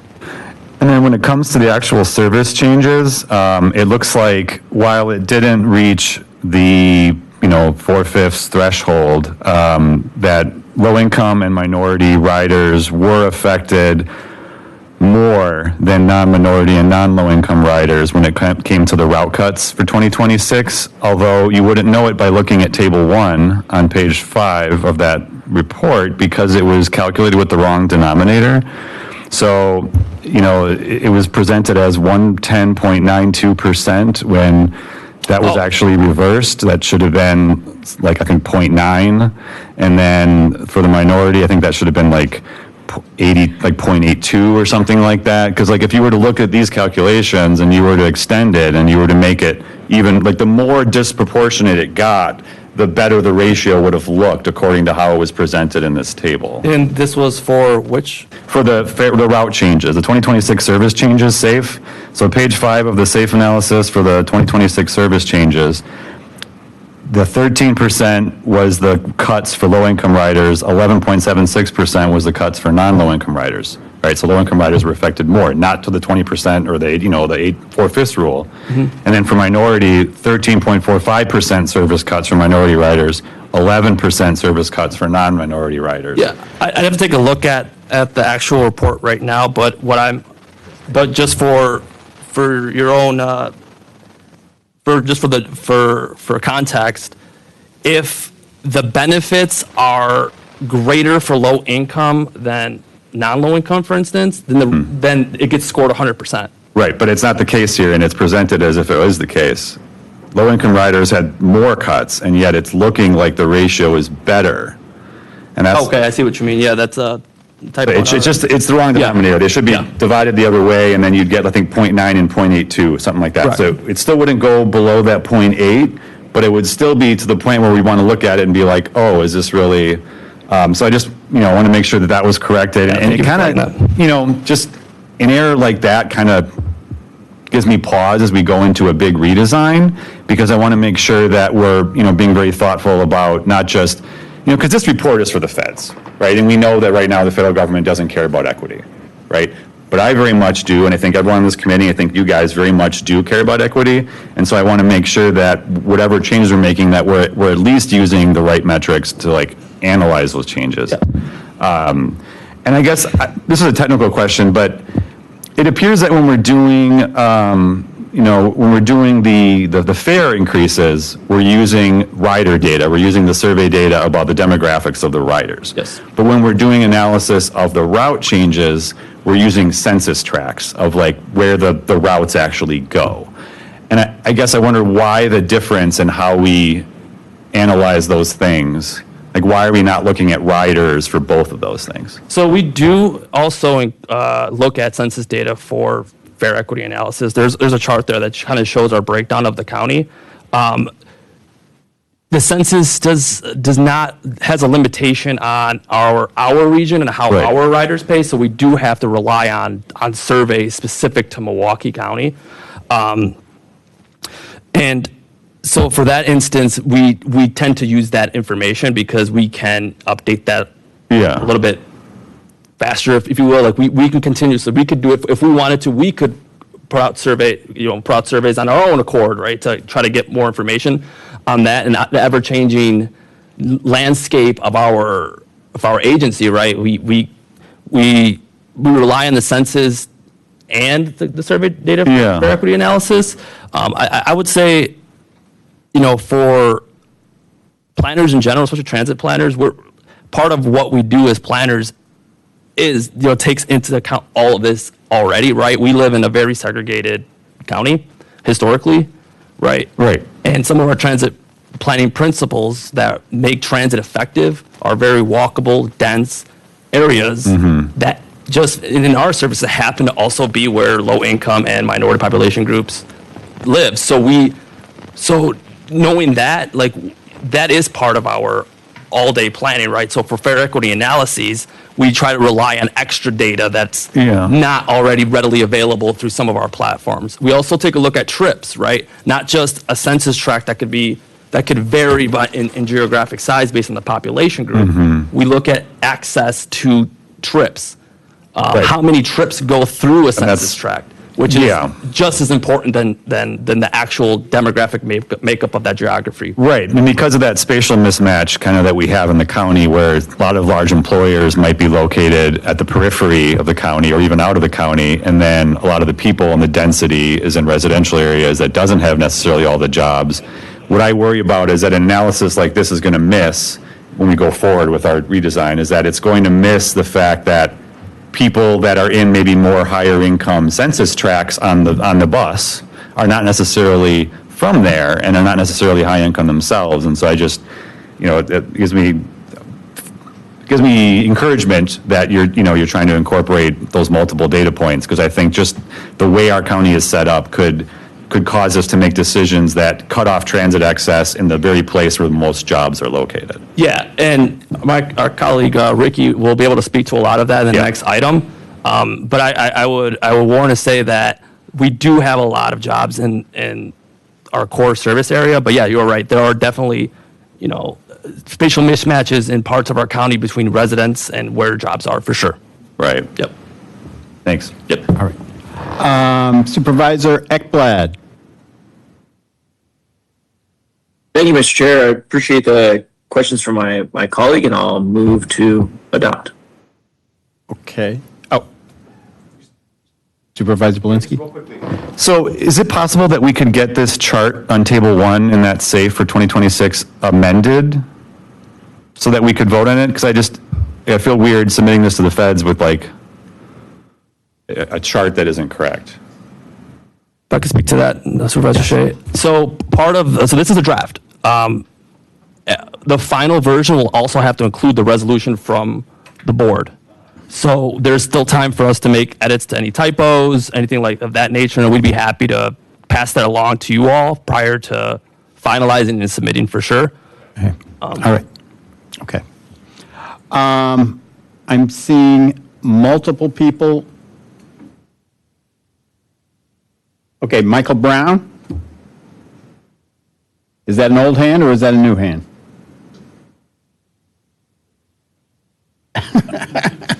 I'm sorry. I'm on vacation, so I'm in Atlanta. So my internet is acting a little funny down here, so I apologize, Supervisor Chair. So the reason why this was put on hold because I feel because we asked for it to be put on hold because the redesign to me when we went to the stakeholders meeting, it's still not focused on the urban areas.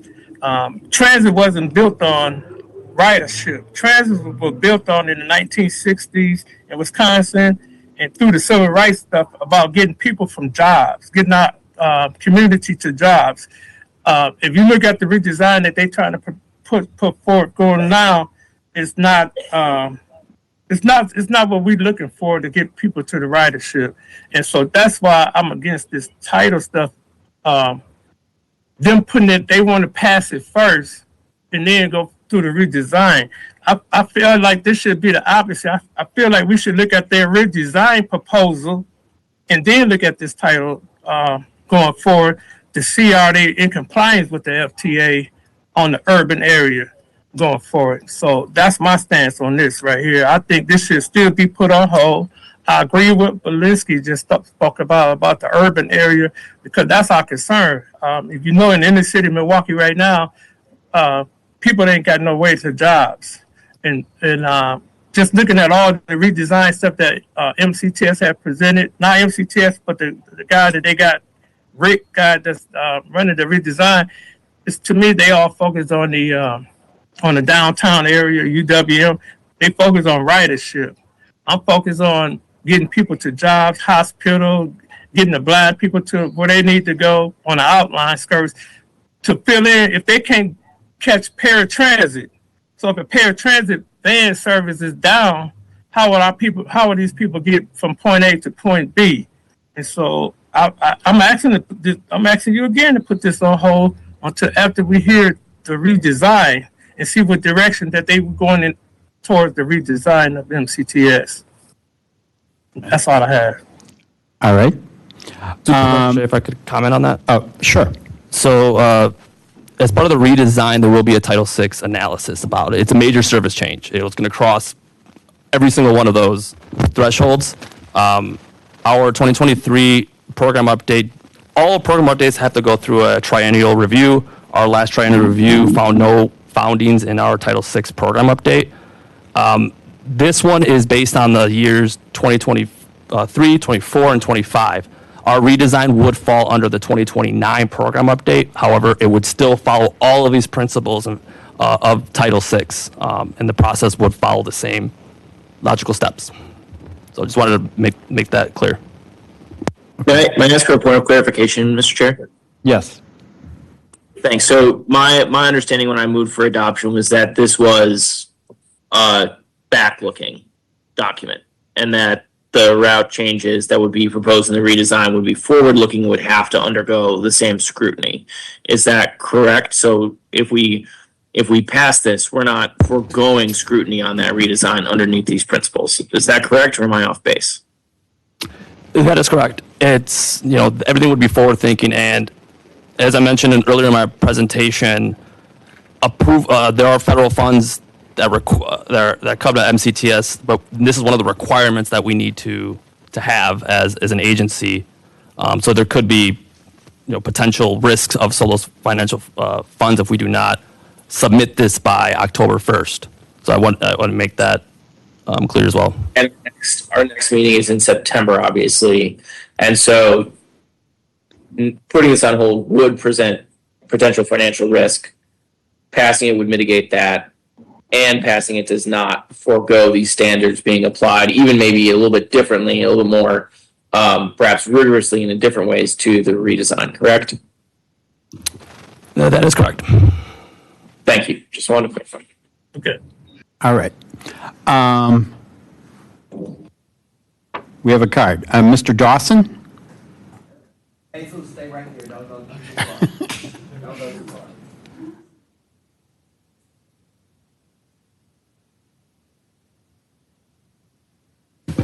Hey, Jesus. I know you be in the city of Milwaukee, right? I know you see a lot of buses, right? Excuse me, Mr. Dawson, please address your questions to the chair. Sorry, Chairman. I'm sorry. Chairman, you live in the city of Milwaukee, too. Everybody lives in the city of Milwaukee here, right? Right? I don't. No? West Dallas? So you see a lot of city buses. Drivers.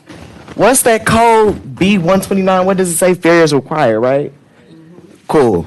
So, fares required. I've never in my life sat in a room full of people and I heard the word minority hit so much and it made me feel triggered, right? So we're talking about the minority based and low income versus high income and all this extra whatever, right? Like I just said to you, I drive at every side of town. How are you going to sit up here and tell me, an operator that can drive in Whitefish Bay, drive on the north side of Milwaukee, south side of Milwaukee, downtown Milwaukee, east side of Wisconsin, all this, right? That you guys are, what was the word that you used? You guys are tracking data through the minority communities with the fare cards and who pays with cash. How are you keeping track with the cash, to be exact, when I can go drive in Whitefish Bay right now? Fare is $2.75, fares required, as the bus says. Majority of Whitefish Bay only pays $1. That's not even the fare. That's not even reduced fare for an elder who's out here living on the Social Security check. So how are you going to tell me that you guys keep up with the fare? How are you counting this? How does it do? Is it like a certain amount of money that you guys are expected to see in revenue? Are you only expecting to see $1.25, or are you just expecting to see the dollar and you're charging $2.75? It's not adding up. It's not making sense because, unfortunately, a lot of areas are only paying $1 and fare is $2.75. So I'm not understanding where you guys are getting these numbers from. Sure, I can help answer that. So our surveys are done on our bus riders, not on who's paying. So we work with our metropolitan planning organization, SewerPAC, which is the Southeastern Wisconsin Regional Planning Commission.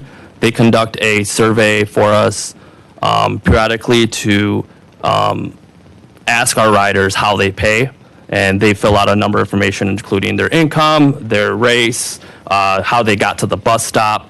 So they provide that information for us that is an estimate of our service area, which is the county. It's not, we go out there and look at who's paying. This is a statistical survey that they provide for us, and we use that to infer on our population groups, right? We do know where minority and low-income population groups reside primarily right within the Milwaukee County, using census information and continuously looking at those estimate updates provided.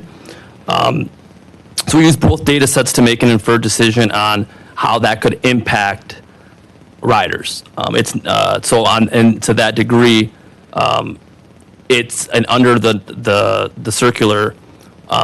In what Title VI, the program update's meant to do is to ensure that we're proactively looking at changes before they happen based on the data sets available for us. I don't think that's proactive, because what you're telling me right now is 2 + 2 = 6, and I know 2 + 2 = 4. So that means that you guys are only specifically targeting one part of Milwaukee, Wisconsin. You're not targeting everywhere. You're not targeting Greenfield or West Dallas. You're not targeting Whitefish Bay. You're only targeting the north side of Milwaukee. You're not targeting everybody else. You're only targeting one specific group to, not even trying to turn this into a race war, but this is what it's really sounding like to me. Because everything it is always the minorities, but yet the minorities are the ones that's doing the bus cuts. That's the buses that's getting cut. And those are the buses that's actually paying more than the dollar because they know they need their bus. So if I could chime in here, Title VI specifically is specifically to prevent disproportionate impacts to minority population groups and low-income population groups, and we take a look at the entire county.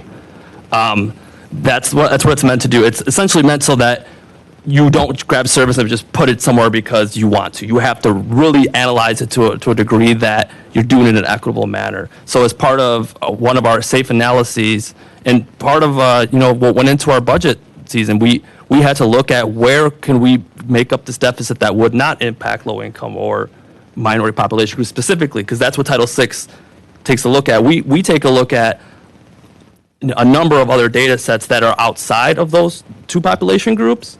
Right? We take a look at how does it impact seniors? How does it impact persons with zero-car households? How Title VI specifically is in place to prevent discriminatory practices to minority and low income. That's why you're hearing that specifically. But yeah. But in terms of what we do as planners, we look at all the data sets available so that we can make an informed decision.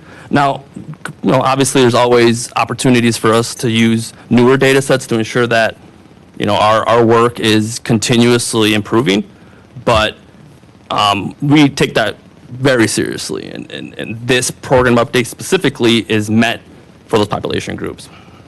Title VI doesn't sound like it's meant for those population groups. I hear it.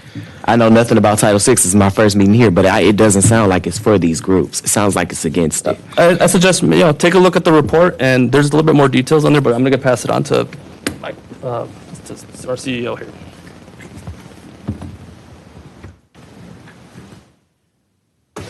Mr. Chair, Supervisors, Steve Fuentes, President, CEO, MCTS. So one thing that I will definitely say is I love invigorating conversations. So thank you for the conversation. You're welcome. I want to give you a open invitation to come down to MCTS admin and we can meet. You can share your ideas because we're always looking to get better. If you have a process that we could learn from, we want to hear about it. We will document it and we will improve upon how we do things. What Mr. Ochoa was talking about is something that transit agencies throughout America do when they're determining planning, service, route, frequency. All of that is taken into consideration. We're not going to solve that here today because we're talking about differences of opinion and how things can be done, but I wanted to give you that open invitation to come visit us at MCTS admin. All right, thank you. Sure. Okay. Mr. Shorter, are you there? Yes, I'm here. Thank you again, County Board members and Chair, Donnell Shorter, ATU former president. I don't know if this is the proper venue, but I heard them mention fairs. So Summerfest Fair, round trip from the park and rides was $18 this year. Last year was only $12. Reduced fare went from 6 to 9. I just text the president in Green Bay. Green Bay service is free during Packer games. I'm not saying we should be free, but I think we're missing the mark. Part of us doing Summerfest, if we can prevent one person from drinking and driving and killing someone every day, we did our job as community service. Also, we need to use Summerfest for those who don't ride the bus. We need to show them that what the bus is about, and maybe they will ride the bus a few more times a year. But when you're charging $18 per person, $36 for 2 people, it's getting too far out there. A family of 4 was $72. I don't think anybody with a family of 4 who has the ability to have an automobile rode the bus to Summerfest was $72. And that's all I had to say. I'm going to keep it short on this one. Thank you. Okay. Matthew Callis?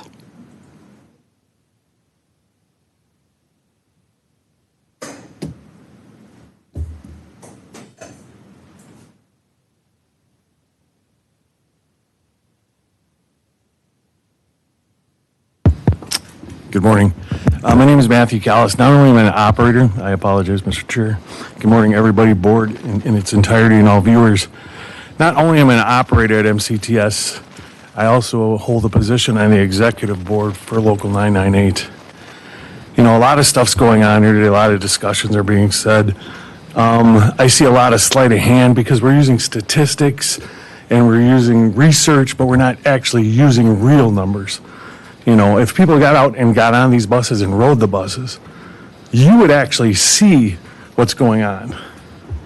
I mean, you know, Mr. Fuente, I respect you and I understand your position, but when budgetary doesn't allow, we don't do it. But things have to happen. Things have to start going forward because, you know, this whole Title VI, I understand the concept of it. I respect that. But with this redesign, I'm afraid for it. Because we are going to take away from people getting to jobs, getting to where they need to be. You know, it's just, I mean, this is a scary situation that we're going to encounter here pretty quick.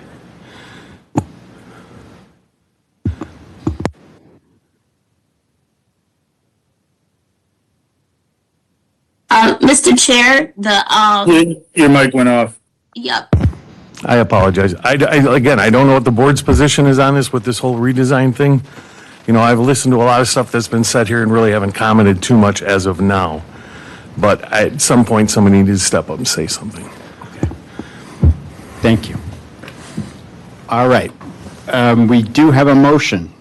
So, On the motion by Supervisor Ekblad that item number 3 be recommended for adoption, Supervisor Martinez? Aye. Cogs Jones?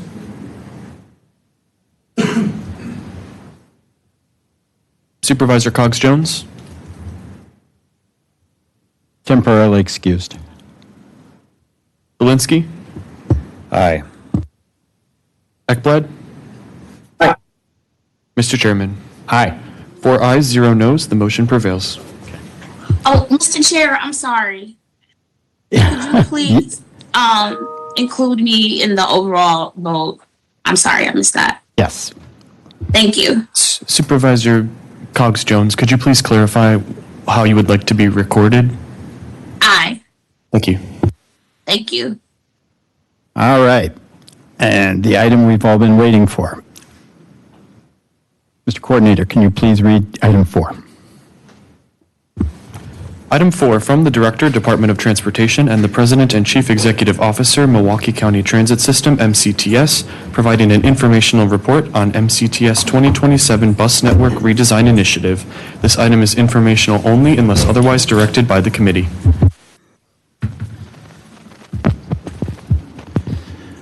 Good morning, Mr. Chair and Supervisor Steve Fuentes, President, CEO, MCTS.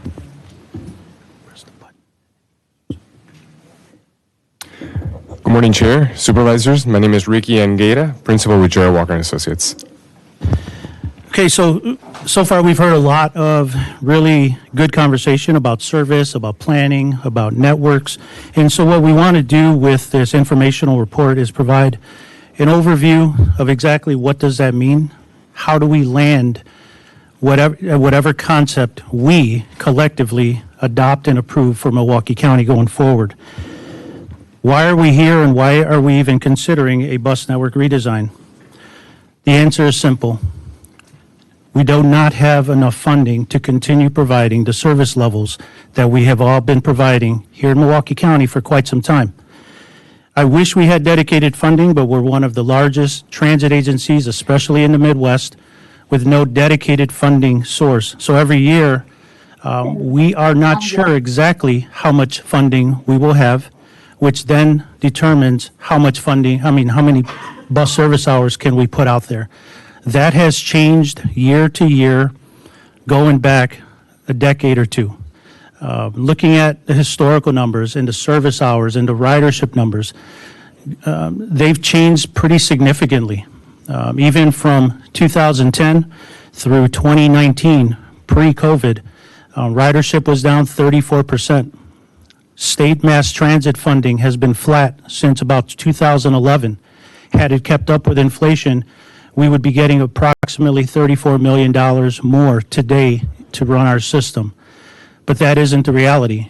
The reality is, for the past 5 years, we have put out more service than our normal funding mechanisms can support, but we were able to cover the deficit with federal COVID money. We had approximately $192 of federal COVID money, which the federal government provided to transit agencies to keep their systems running because they knew COVID was going to decimate ridership, and it did. We dropped down as low as 15 million rides in 2021. Pre-COVID, 2019, we're about 28 million rides. We have rebounded pretty significantly to about 87% roughly ridership pre-pandemic levels. So we're, the last couple of years, right around 25%. I'm sorry, 25 million rides have been provided annually. We are too important to the region to not fund properly. We must think about the impact that we have here in Milwaukee County. Recent benefits transit study from SewerPAC estimates our value to the region to be around $345 million per year, or about $2.9 billion over 10 years. That's how important we are to the region. We're too important to not fund. The way we achieve that and the way that they landed at that number of what is our value to the region, it's through congestion mitigation, lower vehicle operating costs, fewer crashes, lower emissions, better air quality, and so on. We mean that to the region. And if we were bigger, if we could do more, if we had more funding to provide more service, that would probably mean fewer cars on the road, fewer accidents. So potentially we could see that 345 annual number, $1 million annual number go up pretty significantly if we were to grow our service. But the reality is we don't have the funding to grow our service right now. We are working aggressively at pursuing dedicated funding. We have a legislative advocacy effort. We have team members from MCTS working with team members from MCDOT, working, strategizing. How can we best approach the state legislature in Madison with our request? We want good data to support it. We want, one thing that I don't do is ask for something without telling you why I need it and providing data for you to look at and to see why are we asking for that. So we're looking at taking a different approach. Supervisor Cox-Jones earlier, I appreciate it. She says, let's look at things differently. Let's look at innovation. Let's try things new. That's what I'm trying. That's what we're trying at MCTS with this bus network redesign. To keep doing what we've always done would be to come in to the budget year,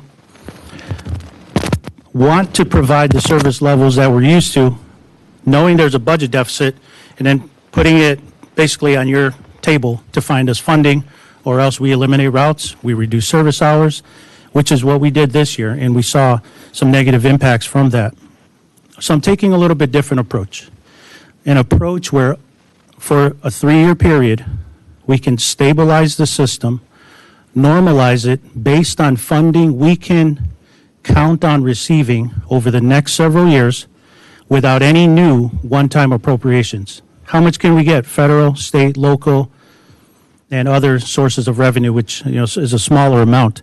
But what is that amount, and how much bus service will that amount buy us for a 3-year period as we stabilize the system and aggressively pursue dedicated funding once and for all? Because Milwaukee County deserves it. We're the largest transit agency in the state of Wisconsin. We mean a lot, as referenced earlier, to the region.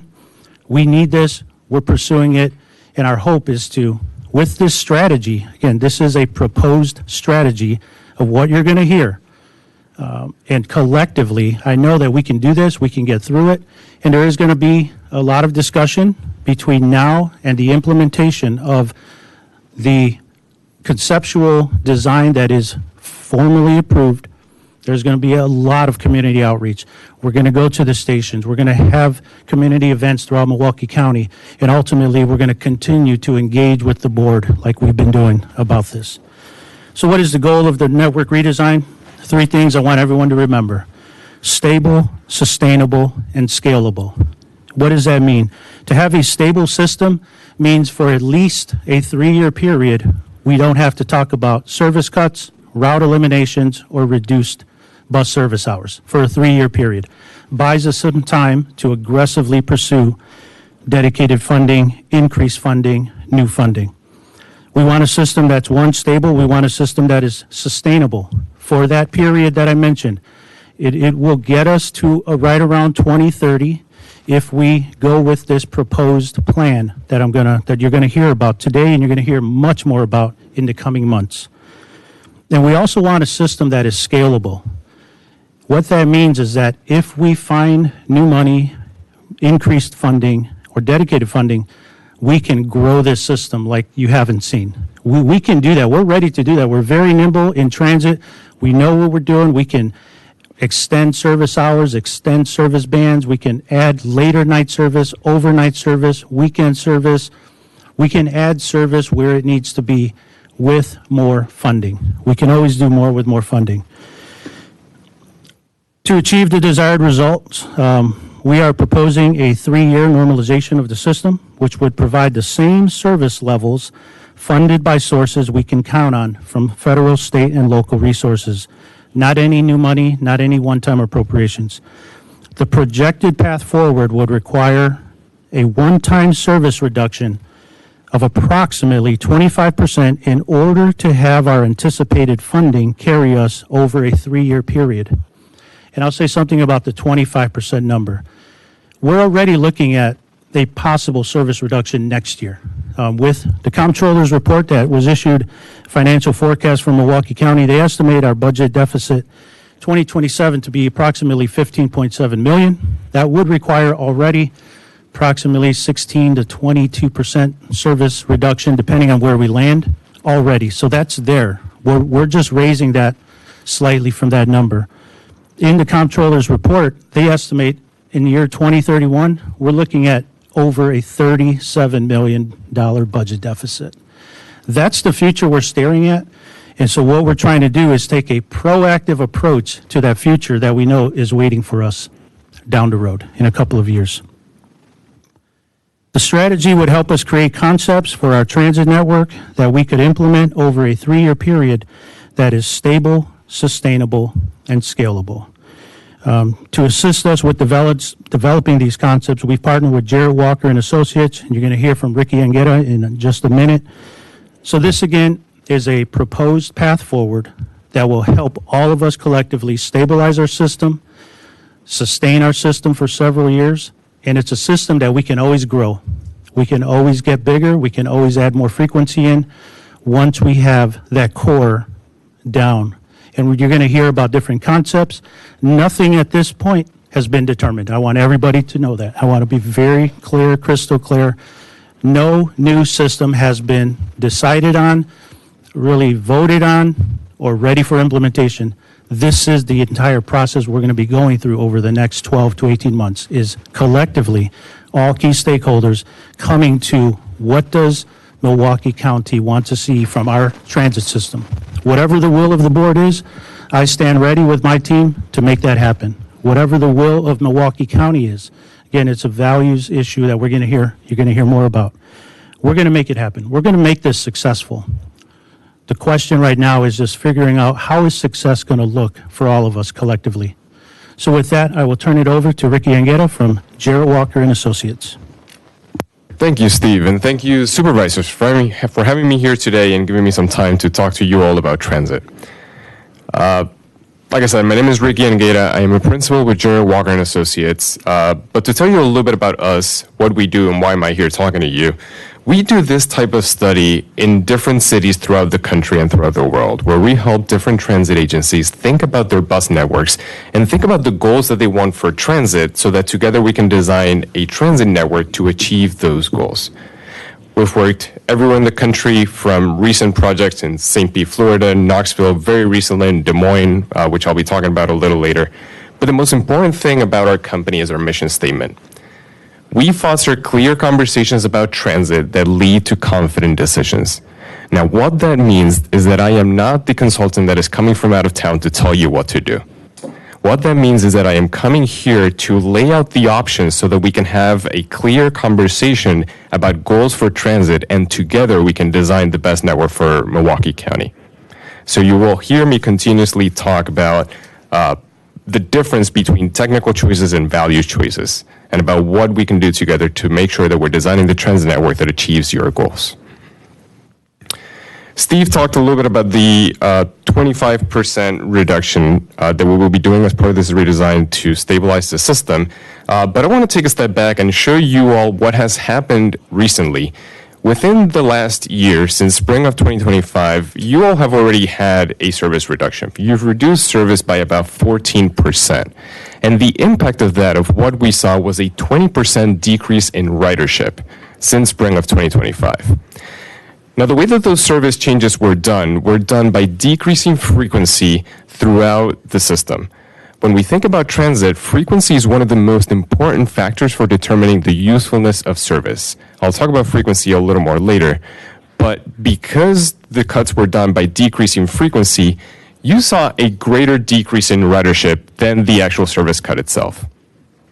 Now, what that tells me is that it's a really good time to take a step back and think about the goals for transit, so that with whatever budget we end up with and whatever budget we have to design a transit network to, we're making sure that we're designing a network to achieve your goals. Because by decreasing frequency, you also made the service less useful, and that's why you saw this big decrease in ridership.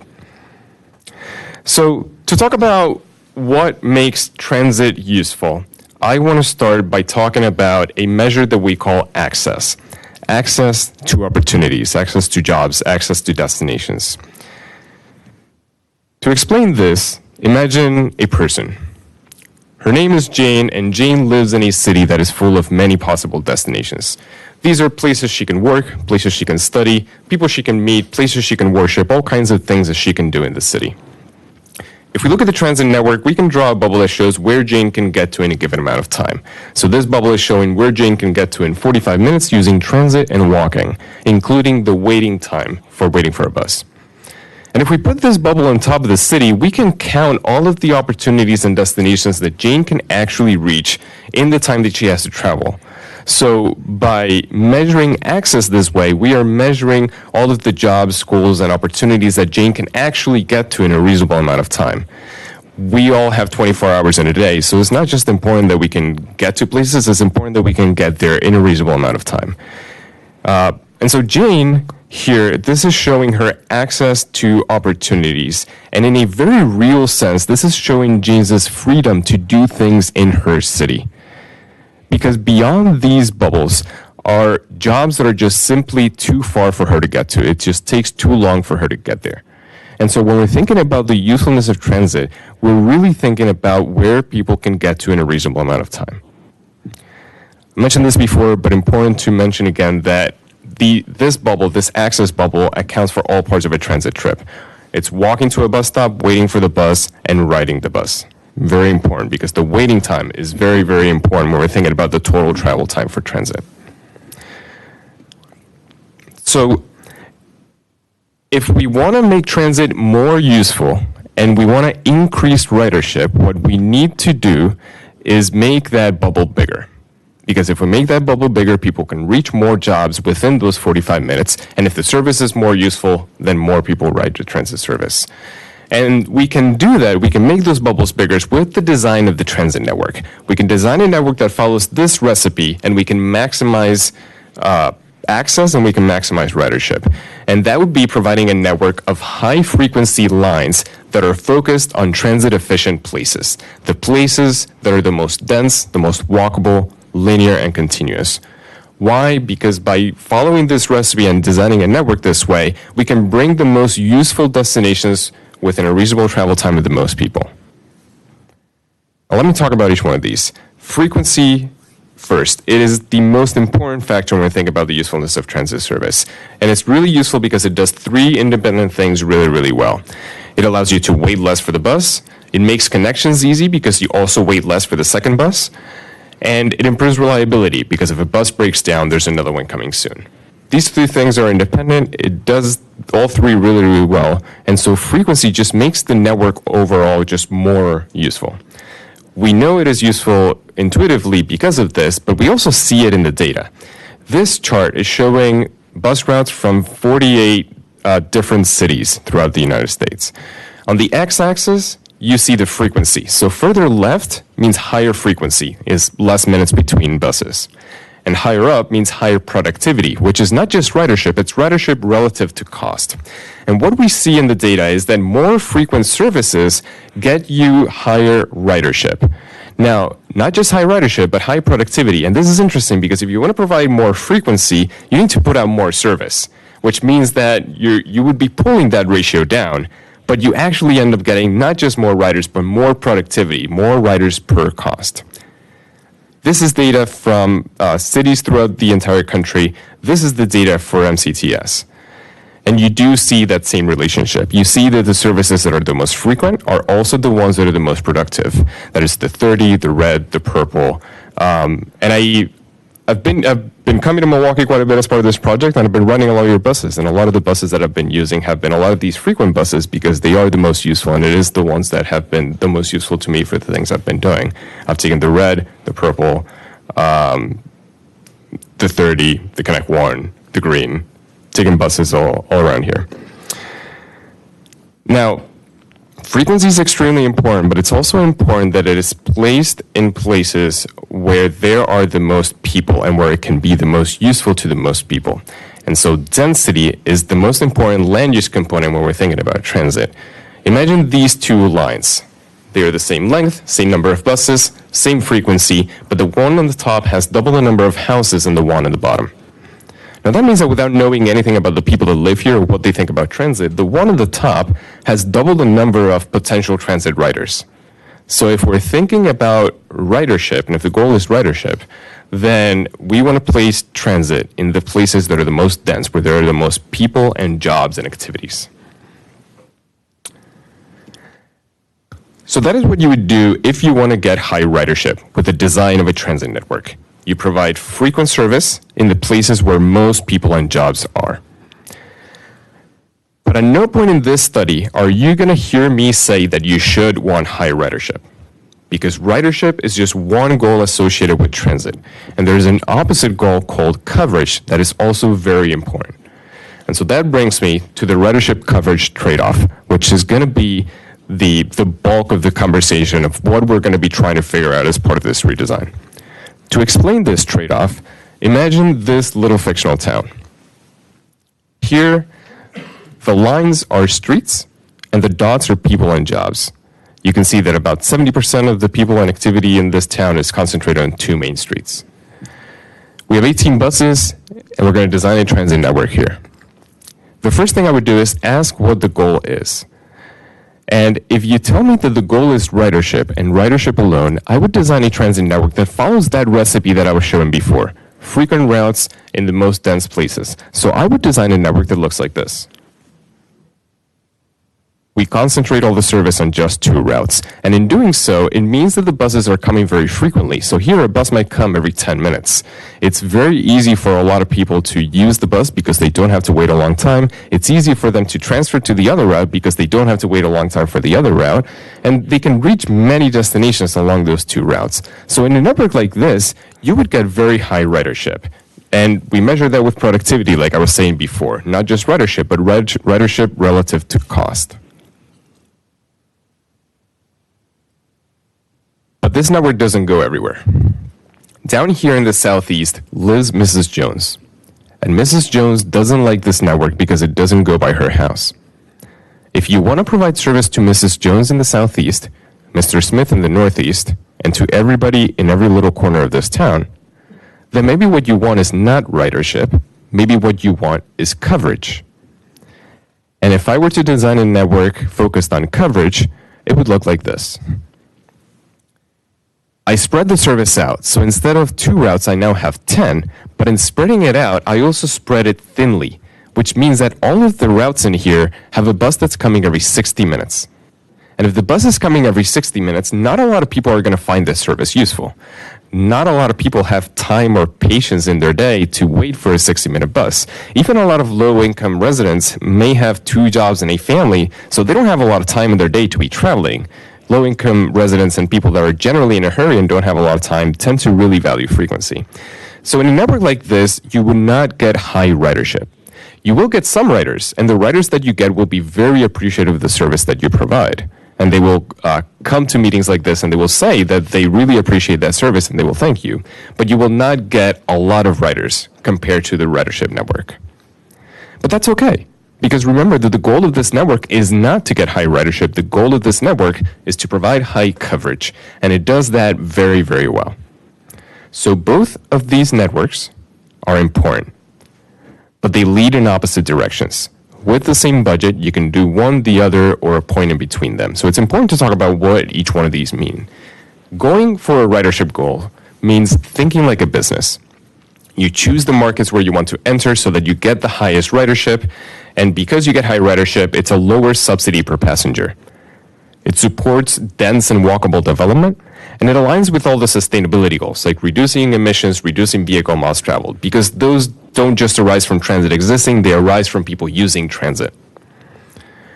If you're going for a coverage goal, that'd be providing access for all, just a little bit of service to as many people as possible, and it's really hard to be against access for all. It supports suburban low-density development, and it provides a little bit of lifeline access to as many people as possible, regardless of where they live. And it also makes sure to provide service to as many neighborhoods as possible and as many supervisor districts as possible. And that's something that people very often care about. So it's very difficult to choose between ridership and coverage. Many of you will debate this with each other, and many of you will debate this within yourselves, because there are things on both of these ends that you care about very much. The good news is that it is a spectrum, and you can choose a point between them, but it is still very hard to choose between them. And because it is so hard to choose, what we will be doing in the next phase of this project is that we're going to be developing conceptual alternatives that show what the network in Milwaukee County would look like if you decide to focus on either one of these goals. We'll be developing a ridership concept that shows what it would look like in Milwaukee County to focus on ridership, having less routes that are more frequent, and we'll show the outcomes of how that compares to the existing network, and we'll design a coverage concept that shows what the network would look like if you focus on coverage, and we'll show how that compares to existing. Now I want to take the last part of this presentation to give you all an example of a place where we just went through a very similar process. I want to talk about Des Moines. In Des Moines, I've been working there for the last year and a half or so, and they approved the new final network last December, and they implemented last month. And we went through a very similar process, so I think it'll be really good for understanding what the process for this project will be. First, whenever I show maps, the colors on the lines signify frequency. On our maps, these colors will be the same throughout the whole project. Whenever you see a line that is red, it is a service that comes every 15 minutes or better. A service that is purple comes every 20 minutes, dark blue every 30, and light blue every 60. And there are brown routes in the Des Moines map. There are services that only run during the peaks, or they're worse than every 60. So a little bit of context, this is the old network in Des Moines that was in place up until about 2 months ago. They had a situation in which they are a small state capital that has many important destinations. They didn't receive a lot of support from the state for transit, and they were going through a similar typical fiscal cliff situation where they had to reduce service by 10%. And so we helped them think about goals for transit as they are thinking about the future network would be within that new budget level. We designed a ridership concept that looked like this. Now, compared to the old network, looking at the color for the routes, this is the old network. To go over it quickly, it has some 20 and 30-minute services going out from downtown, one route that comes every 15 minutes, and a lot of services every 60 minutes or worse than every 60 minutes, reaching to many different locations throughout the region. This is the ridership concept.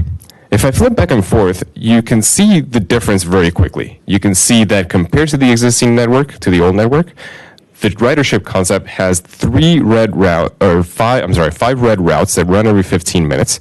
So a massive expansion of the frequent network within the core of the region, with these services running every 15 minutes. And most of the rest of those are dark blue that run every 30 minutes, and a few services are every 60 minutes to make sure that we reach different cities that are part of the regional transit agency, a specific situation to Des Moines. But very little coverage in the outer parts and less routes that are more frequent. The coverage concept that we developed looked like this. It has many more routes that go to many more places, but only 2 red routes and the rest are blue. Most of the services run every 30 to 60 minutes, and so they provide coverage. They provide a little bit of service to a lot of places, but not a lot of frequency. And we also have these brown zones on the outer parts. Those are microtransit or on-demand services, which you might have heard about, which are services where someone can request a ride to get picked up and dropped off at their destination. And those services work very similar to a taxi, Uber, or Lyft. And if you think about what a taxi driver does, they can only move about 3 people an hour. So those types of services are not very good at getting you high ridership relative to costs. You'd be moving 3 people relative to 1 driver. So those services are good as coverage tools. And so we used a couple of those here in the coverage concept in Des Moines. But you have very few places in Milwaukee County where that would work. But in Des Moines, we use this as a coverage tool. Now, we ran some analysis to show how these concepts compare to the existing network. And these charts are showing how many people are close to transit, and the color corresponds to the frequency of the service that they are close to. So you can see in the existing network that about 44% of the residents in the region are close to any transit service. And in red, you can see that 4% are close to frequent service. In the ridership concept, the total number of people close to transit decreases to about 38%. But the number of people that are close to frequent service increases to 13%. And that's that trade-off between ridership and coverage. You see how leaning towards ridership means less total people close to service, any kind of service, but more people close to frequent, useful transit service. And the coverage... Mr. Chair, may I interrupt briefly for a point of privilege? Certainly. Thank you very much. One, this example was not attached to the file. So if we could get these slides attached to the file, that'd be great. And 2, may I be temporarily excused from the meeting? Yes. Shall I continue? Yes, please do. And then the coverage concept here on the bottom chart, you can see that it expands the number of people that are close to any transit service, mostly with those on-demand microtransit zones, up to about 67% of the people in the region. But the number that are close to frequent service stays about the same. And that's that trade-off. In the coverage concept, we expand the number of people that are close to any service. In the ridership concept, less total people close to any service, but more people close to frequent, useful service. The other way that we can measure the usefulness of transit is by using the bubbles that I was talking about at the beginning. And let me show you what that example looks like here for Des Moines. This is from Polk County River Place, which is a county facility in the northern part of Des Moines. Here, Jane is asking where she can go in 45 minutes. Using the existing network, we can draw this bubble that shows where she can go. Using the ridership network, the bubble looks like this. We can put them on top of each other, and we can count the number of jobs that Jane can reach in those 45 minutes.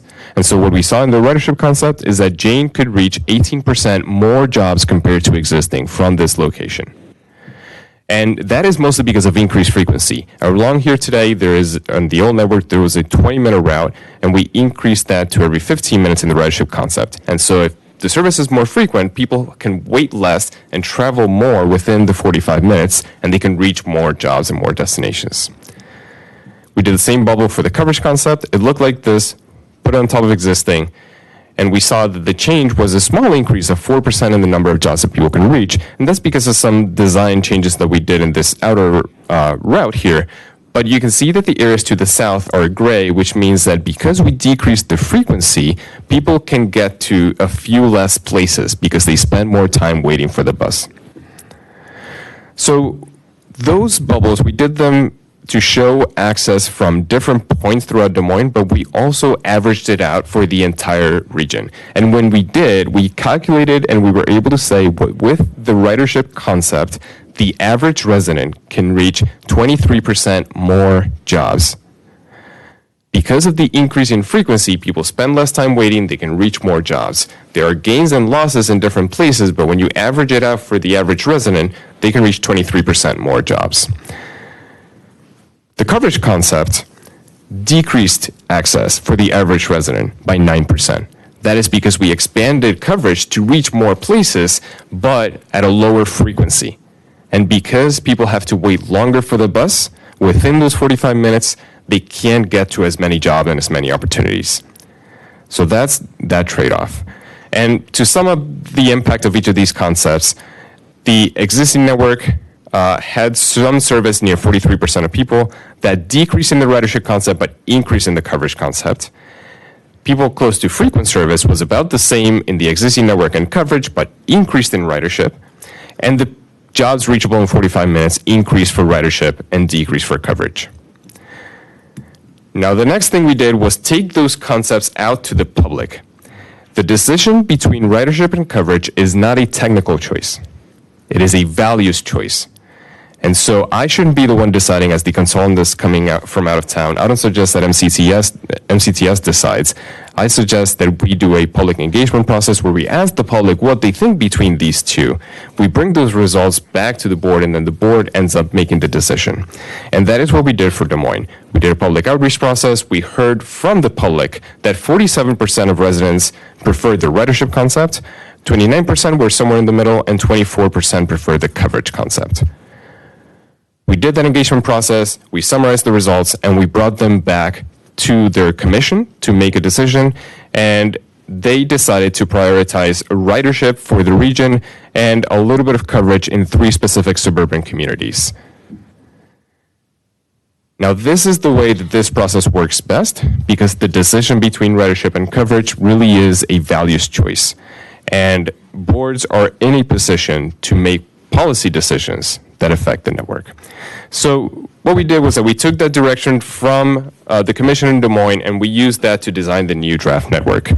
We designed this draft network using the direction from the board, so it has 4 frequent routes, but still providing coverage to some outer suburban communities. And then we went through another public engagement phase, where we asked the public if we have the network right, because there are still opportunities to do changes from draft to final, and it's important to go to the public and verify again. So we asked them what they think, if they think that this draft network is better than existing.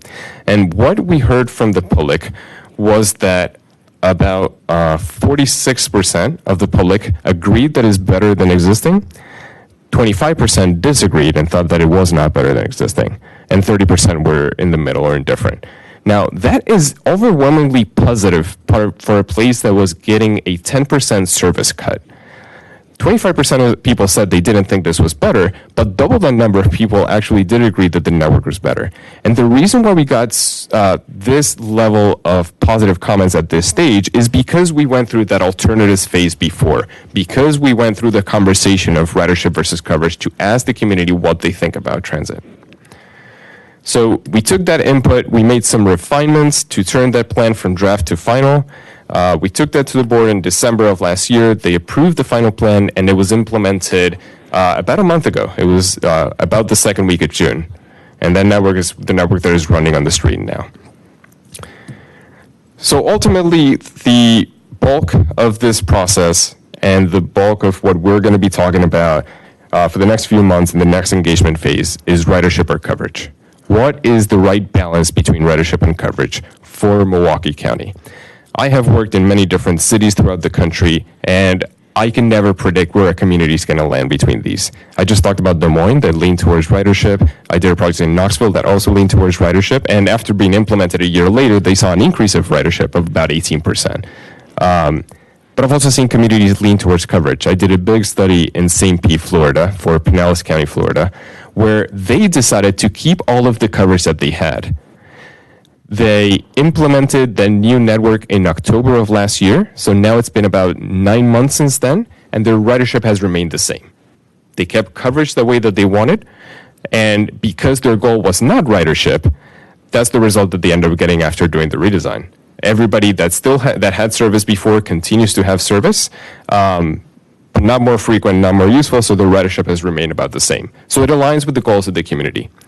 So I can never predict where a community is going to land. I don't think that it should be my decision or MCTS's decision. I really think that it should be the public and the board that ends up deciding these things. So next steps, I mentioned that we will be developing these concepts. We're going to turn these concepts into good-looking maps like you saw for Des Moines. We'll do some analysis to compare it to existing using the same metrics, and we're going to do the engagement process in September. In September, I'll be coming back to you all to present those concepts, show how those concepts are different than existing, and we're going to start an engagement period. Then in December, I will be coming back here to show you all the results from that engagement phase, show you all what the public said. And the plan is to have you all make a decision in January on the split between ridership and coverage. By then, you will have seen the survey results of what the public said. We will have had a lot of conversation about this, and you will be able to make an informed decision with all of these pieces.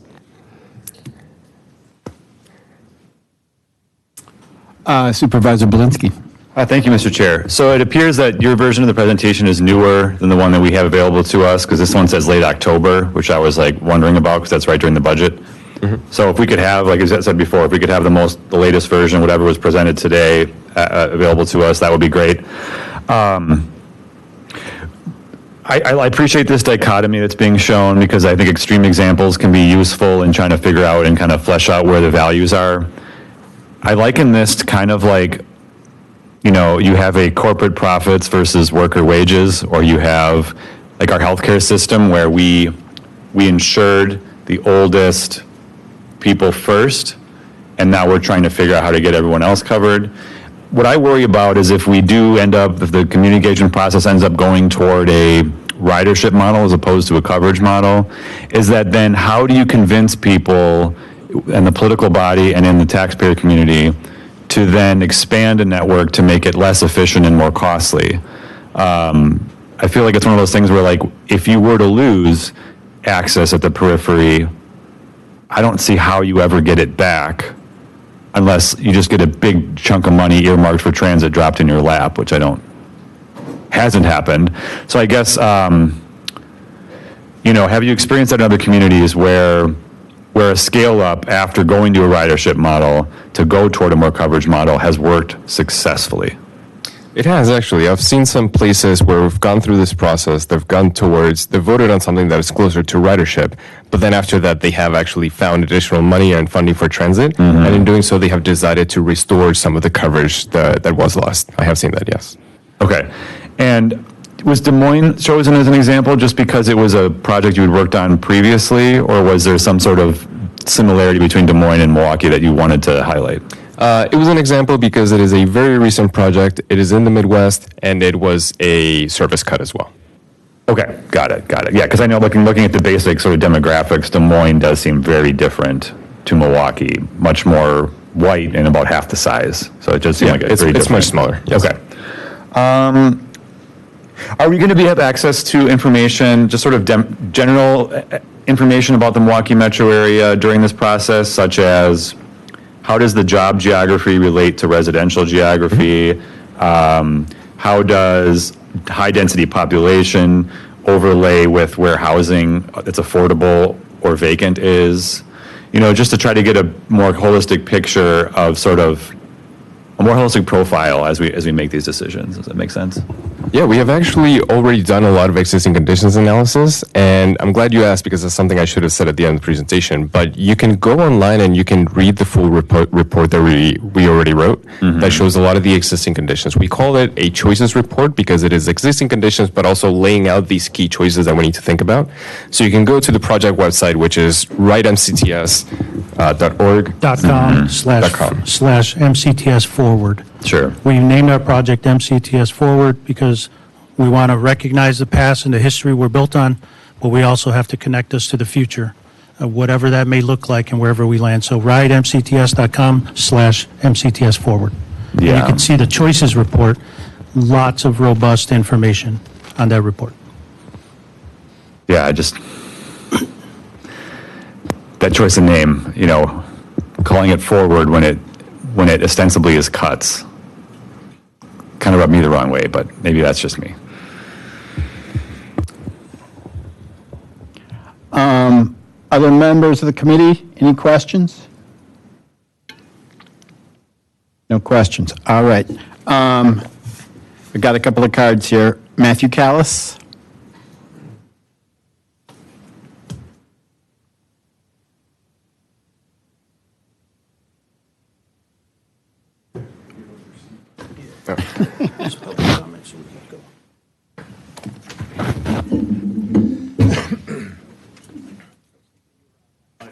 Nope, I apologize, Steve. I'm present in person.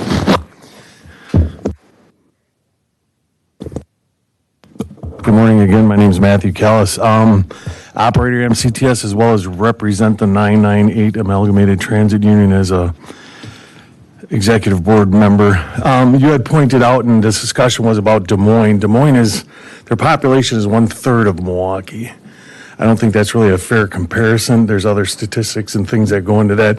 As you stated, predominantly white. During their presentation, it was mentioned twice about micromanagement or microtransit. I mean, is that ultimately your end game? Is to get microtransit in here? And prior to the move and the Moore project, riders could actually achieve their destination by riding 1 or 2 buses. But since we've implemented Move and More, which is prior to Steve's arrival, I mean, ultimately people are riding 3 to 4 buses. So you're talking about your wait times are going to be less for a second bus, but we used to actually be able to achieve that in 1 bus. So personally, I had to ride 1 bus. So I mean, also we could take a look at going back to the way some of this stuff originally was. You know, just because we got a federal grant to come up with new routes, and we took existing routes and cut them and gave them a different number. You know, I mean, that's what happened there. Now you're forcing people to ride 2 buses, 3 buses, where ultimately they could have did it in 1, maybe 2. And that's all I have to say. Thank you. Now, Vicky Foster, is she still here or did she leave? Apparently she left. Okay. Rebecca Rabatin?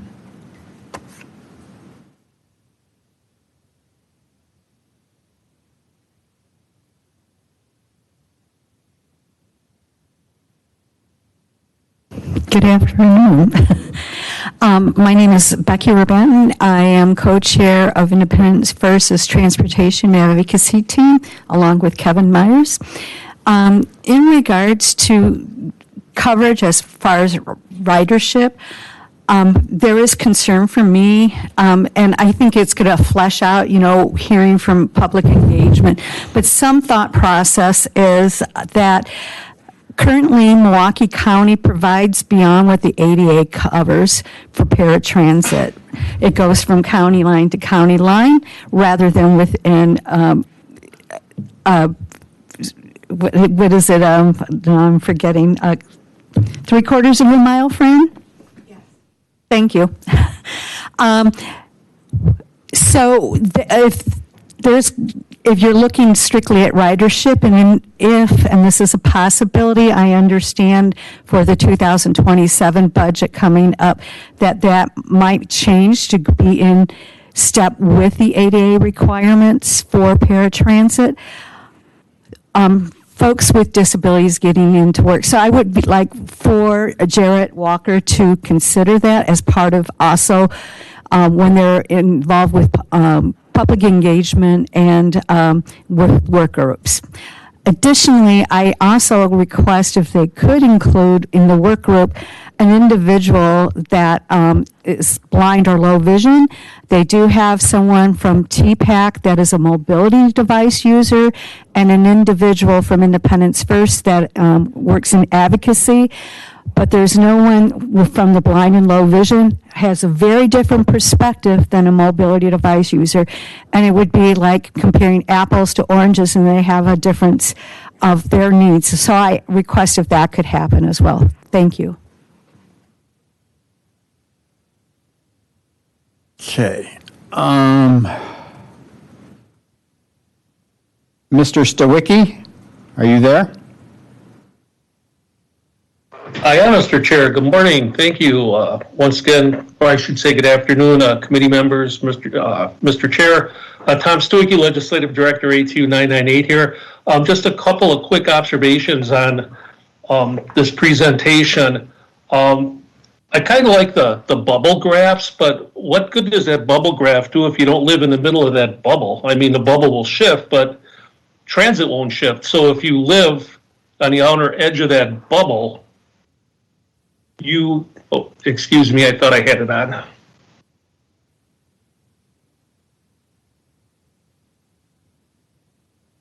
Okay, there we go.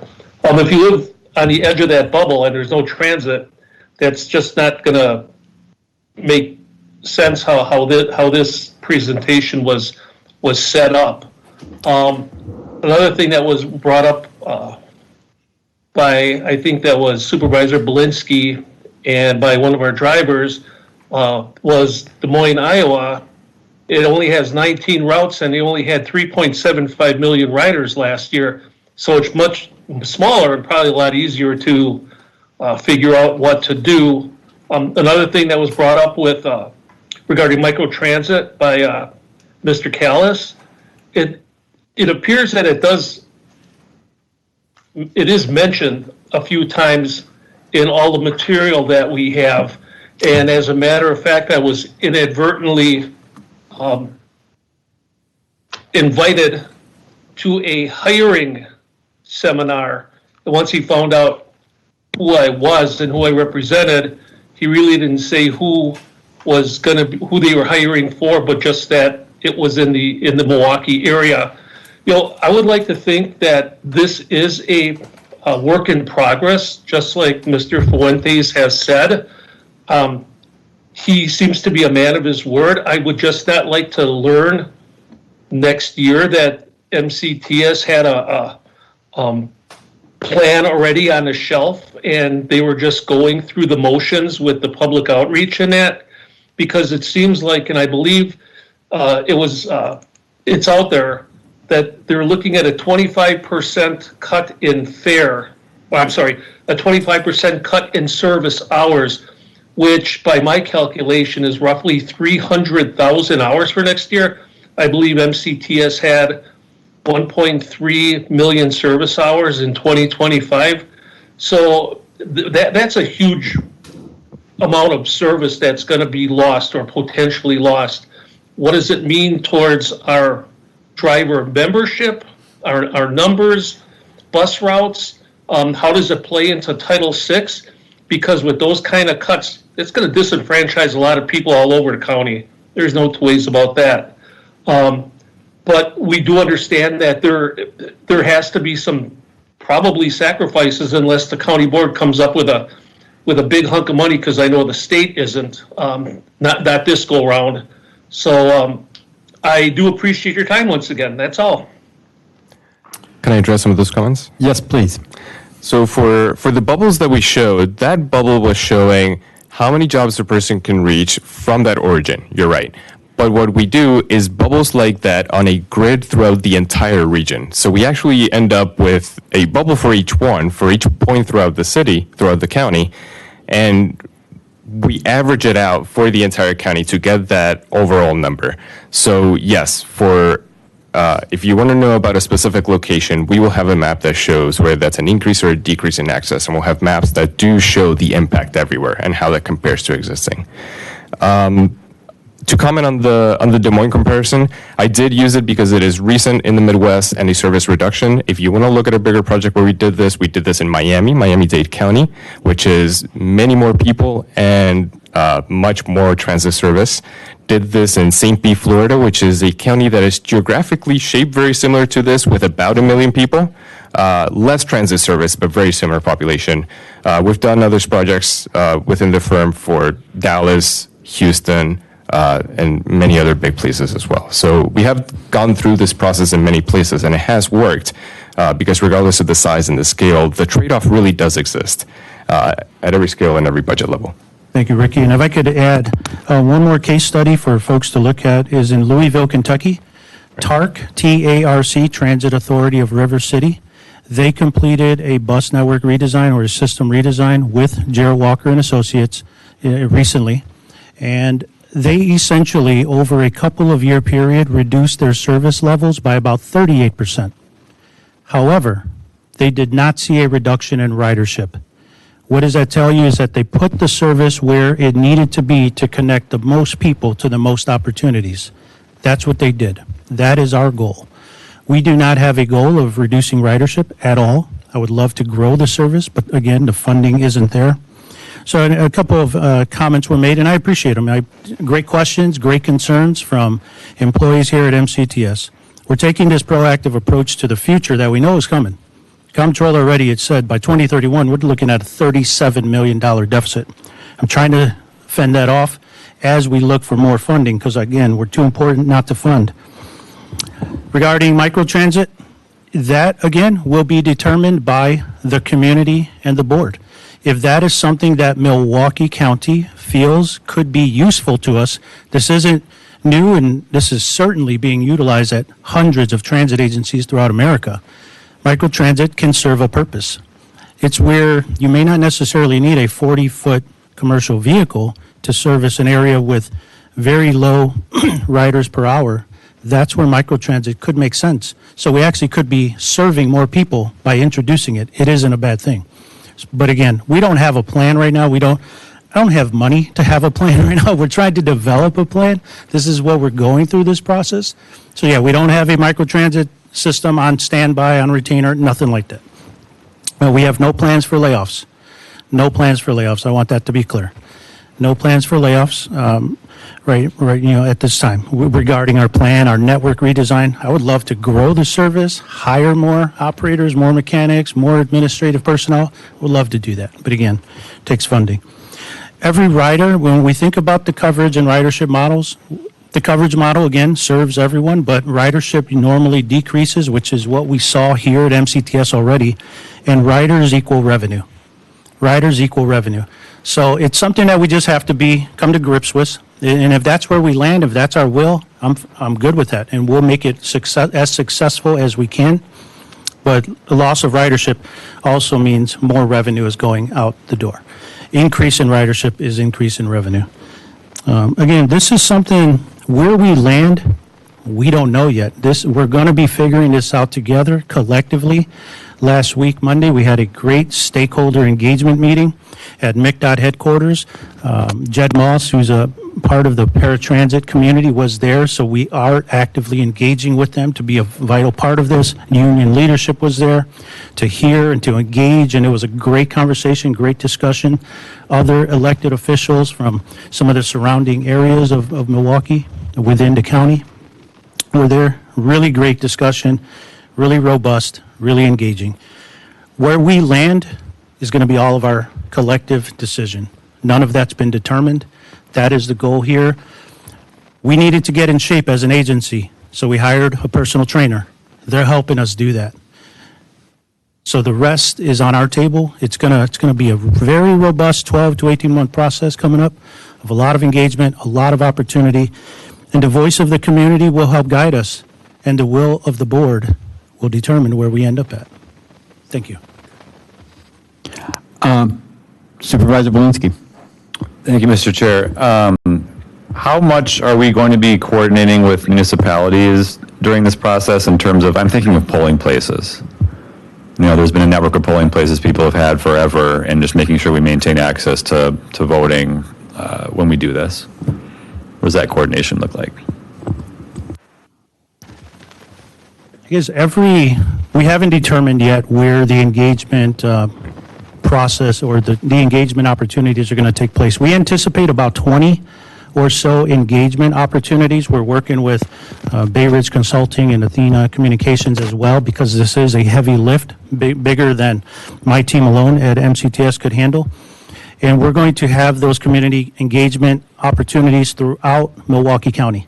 We want everywhere in Milwaukee County to have an opportunity to come engage. We want to hear your voice. We want your voice to matter, and we want to hear from you. So we're going to have those, and all of those conversations will help guide us with that. And the other thing we're doing to make sure that we get as much engagement as we can is that we have been engaging already with this group of stakeholders, a group of key community leaders and stakeholders, including Jed Moss, which Steve just mentioned, to make sure that they help us spread the word and get as many people as possible to take this survey. We're going to rely on their help also to spread the word through their networks so that we hear from as many people as possible, because we really do want to hear from as many people as possible and take the survey and tell us what they think between these two.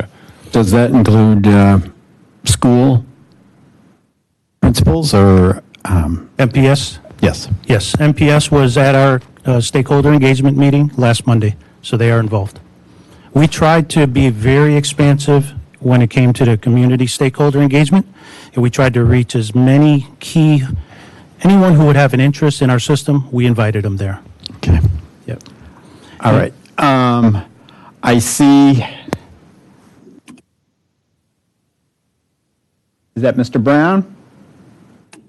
Yes, sir. Okay. So, sorry, thank you, Supervisor and Board. So this is let's be honest what they're going for. When I looked at the Moons, Iowa, when you talked about how they redirect, it was all about microtransit.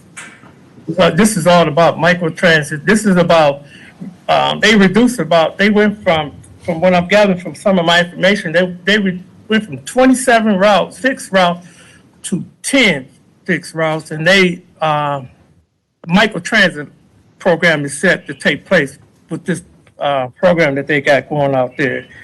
That's a privatized company. So we're talking about, Steve just said he's not trying to reduce drivers or lay off drivers. But what they did in Des Moines during his whole presentation, that's what your goal is planning here with us. It came up in that stakeholder meeting when they talk about microtransit. ATU, we're against microtransit. We're against small vans. We're against privatizing companies.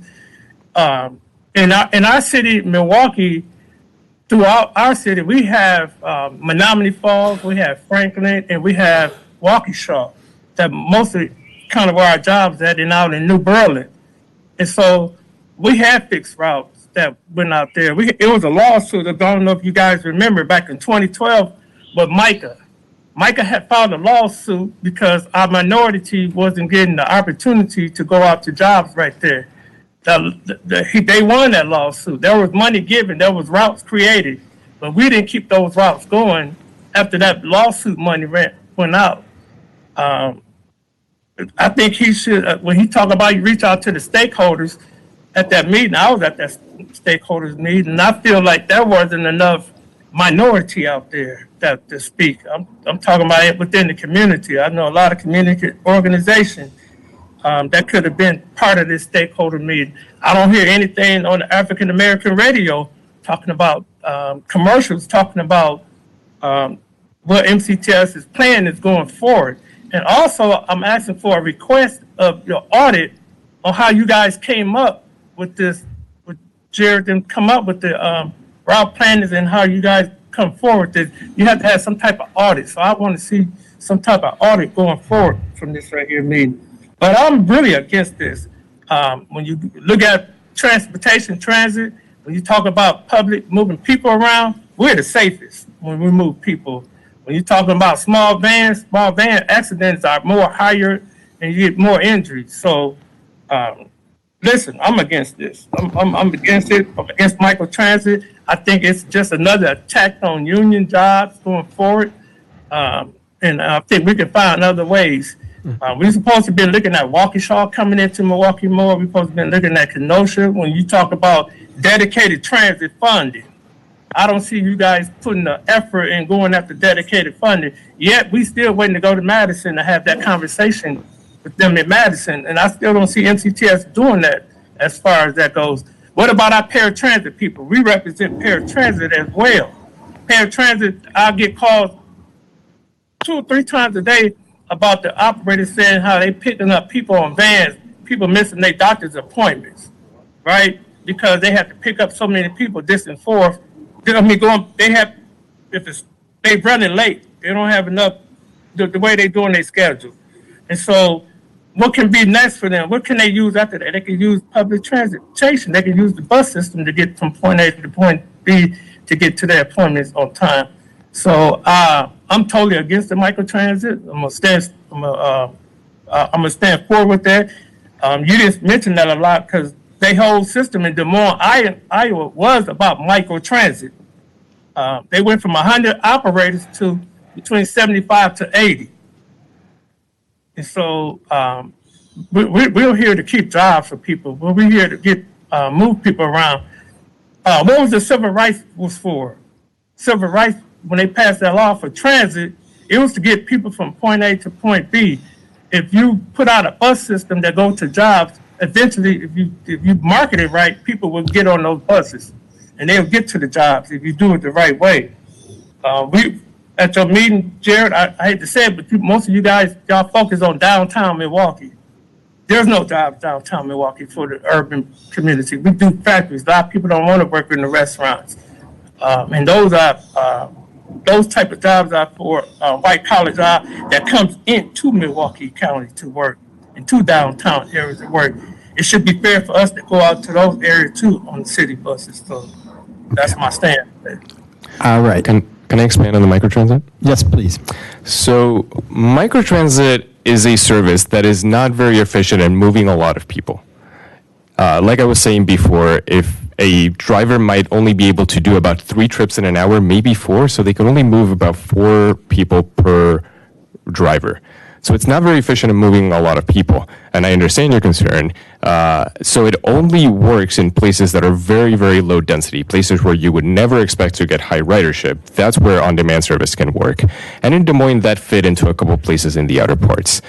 Here, I would say that you don't have to be too worried about services changing to microtransit because the ridership that you get on your routes today cannot be replaced with microtransit.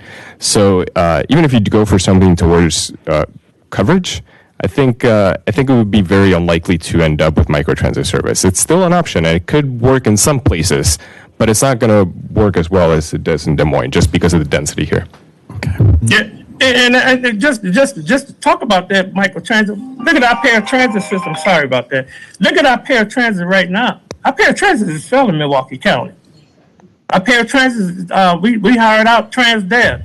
They're not doing a good job over there when it comes to moving our people around. We have people just sitting there. We have people stranded. We have people waiting to get to paratransit, and that's an extra service cost to them. So they get on this bus, they get on this paratransit bus, they pay that extra $2, $3 or whatever they pay to get to the hospital. They miss their appointment because of Transdev, and they still has to pay to get back home and reschedule their appointment. So you guys got. I'm asking for you guys to go into the community. I want to see more of the African American, Hispanic community involved in this. I don't see that. I want to see you promote that in the city. Steve, you guys put out a meeting at the station for the drivers to attend a meeting yesterday.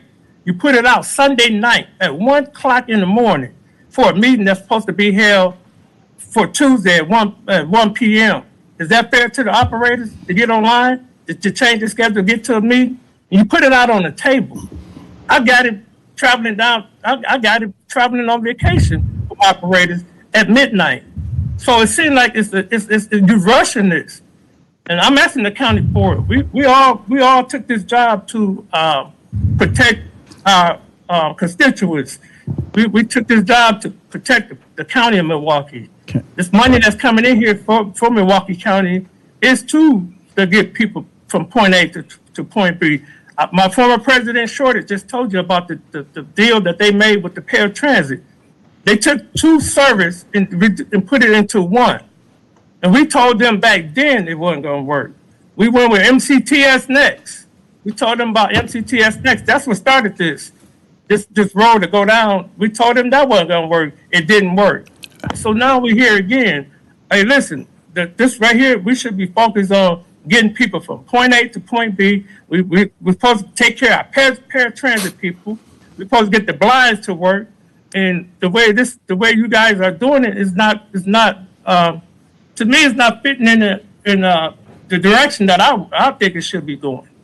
ATU. Okay. And you heard some comments from our operators there. Those guys are driving the buses. They out there driving the buses. They hear all this complaints there, the stuff that's out there.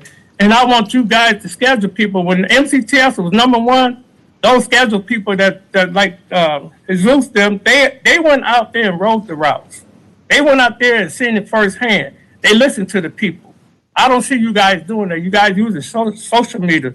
Let's get out there in the streets and talk to the passengers. Get out on the buses and talk to them. See hear their concerns firsthand. That's what a real leader should be doing. That's what we should be doing. So I thank you, Supervisor Sherrod. Okay. Mr. Shea, Yes, if I could. Mr. Fuentes? Yes, I just want to go on record and saying I agree that with Vice President Brown, I have no desire to shrink our system, to reduce our bus service hours, eliminate routes. I have no desire for that. I wish I had the funding not to do that, but the other side of the coin is we're approaching a future with large growing budget deficits, so something has to be done. But I'm very glad that Mike Brown and President Freeman from ATU 998 are part of our stakeholders. They were at the stakeholder engagement meeting. They are going to be an important part of where we land in the future. Okay. Supervisor Ekblad?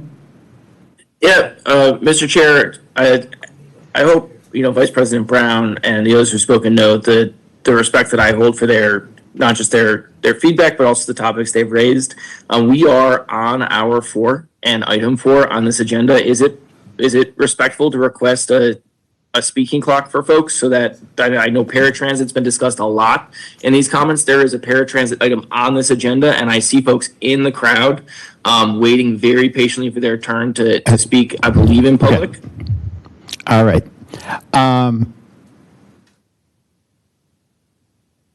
Mr. Shorter, did you have a comment? Yeah, I'm going to keep this very short. Thank you again, Mr. Chair and Transit Committee. Donnell Shorter, former president of ATU. Like Mike had covered the paratransit.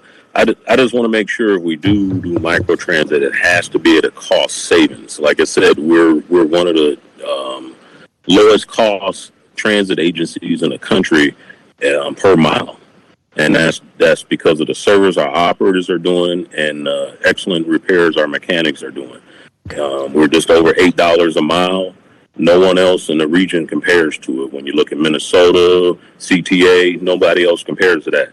I'm pretty sure paratransit service is more than $8 per mile. And we just want to, and I've been living in this county. I'm almost 60 years old my whole life. I've been paying taxes as a worker in this county for 40 years. I just want to make sure, as not just an ATU member, but as a member of the county, that we keep that in mind. Okay. Thank you. All right. Okay. This is an informational item, and I believe we're going to revisit this multiple times in the future. So let's move on. And as Supervisor Ekblad pointed out, we do have people waiting for item number 6, so let's go to item number 6.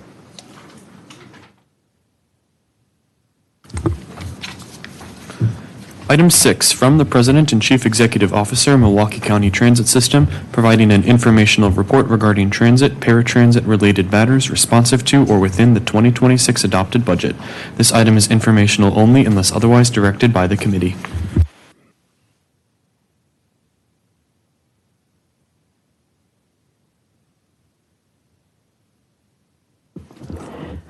My apologies, Mr. Chair. Just give me a second to set up. You took me out of order, but I'll take it.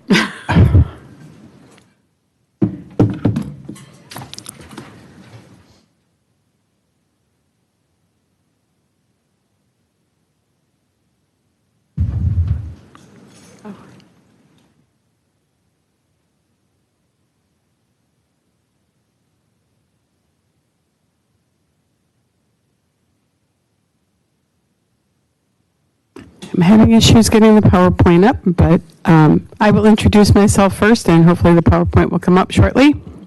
My name is Fran Musey. I am Director of Paratransit for MCTS, and we are here today to speak to you about our outreach and program improvements that came as a result of Amendment 20 of the budget from 2026. And apparently doesn't want to open. Yeah, it's on my.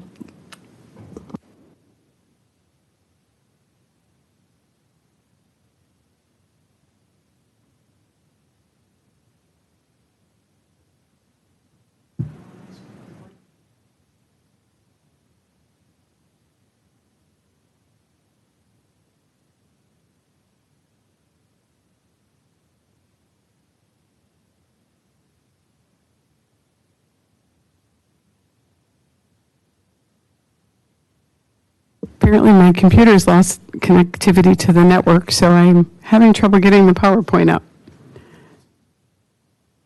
I've got a black screen.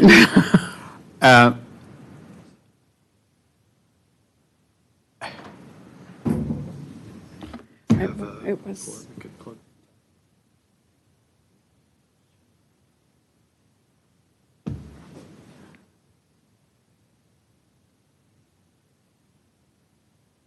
Oh, right. Voila. Joe got it.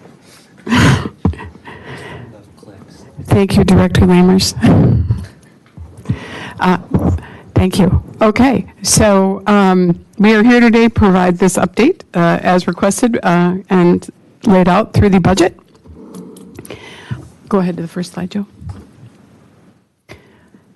As you've heard today, the paratransit program is a federally mandated program that provides service for riders with disabilities who are unable to use the MCTS fixed route bus system because of their disability.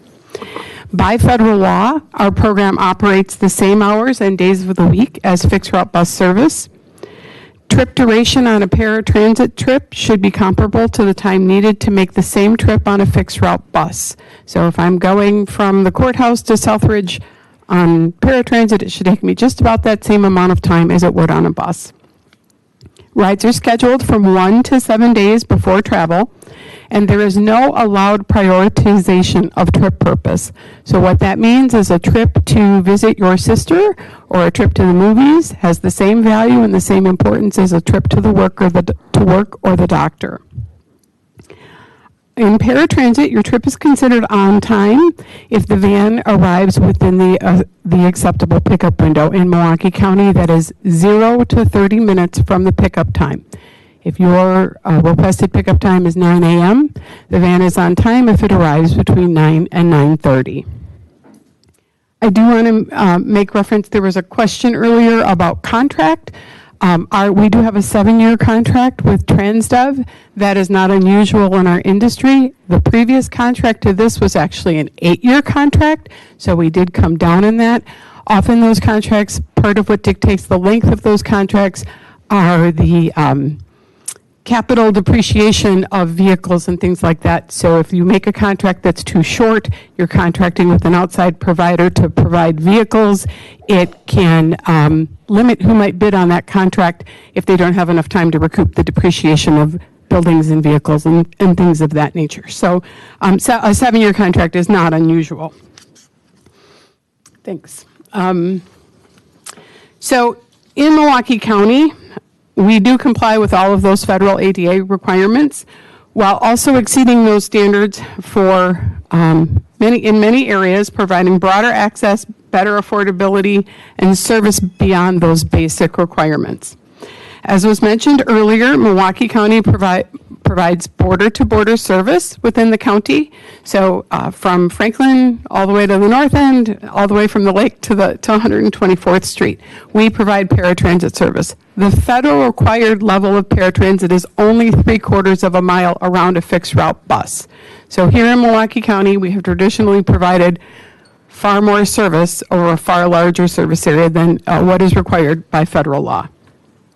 The Transit Plus fare is currently $4. There is a federal law, the federal law does cap paratransit fares at 2-time fixed route. So current fixed route fare is $2.75. So paratransit fare could by law be up to $5.50. Here in Milwaukee, it is $4. So we are below the cap that the FTA has set for us. Our drivers provide door-to-door service as a requirement of our program. The federal minimum is curb-to-curb service. Door-to-door service is a higher level of service, but it does take longer to provide. So that's a choice that we have made as a value choice for our program. Transit Plus also does provide a same-day service through the non-mandated same-day pilot program, which is set to sunset at the end of this year. This report is not talking about the same-day pilot program.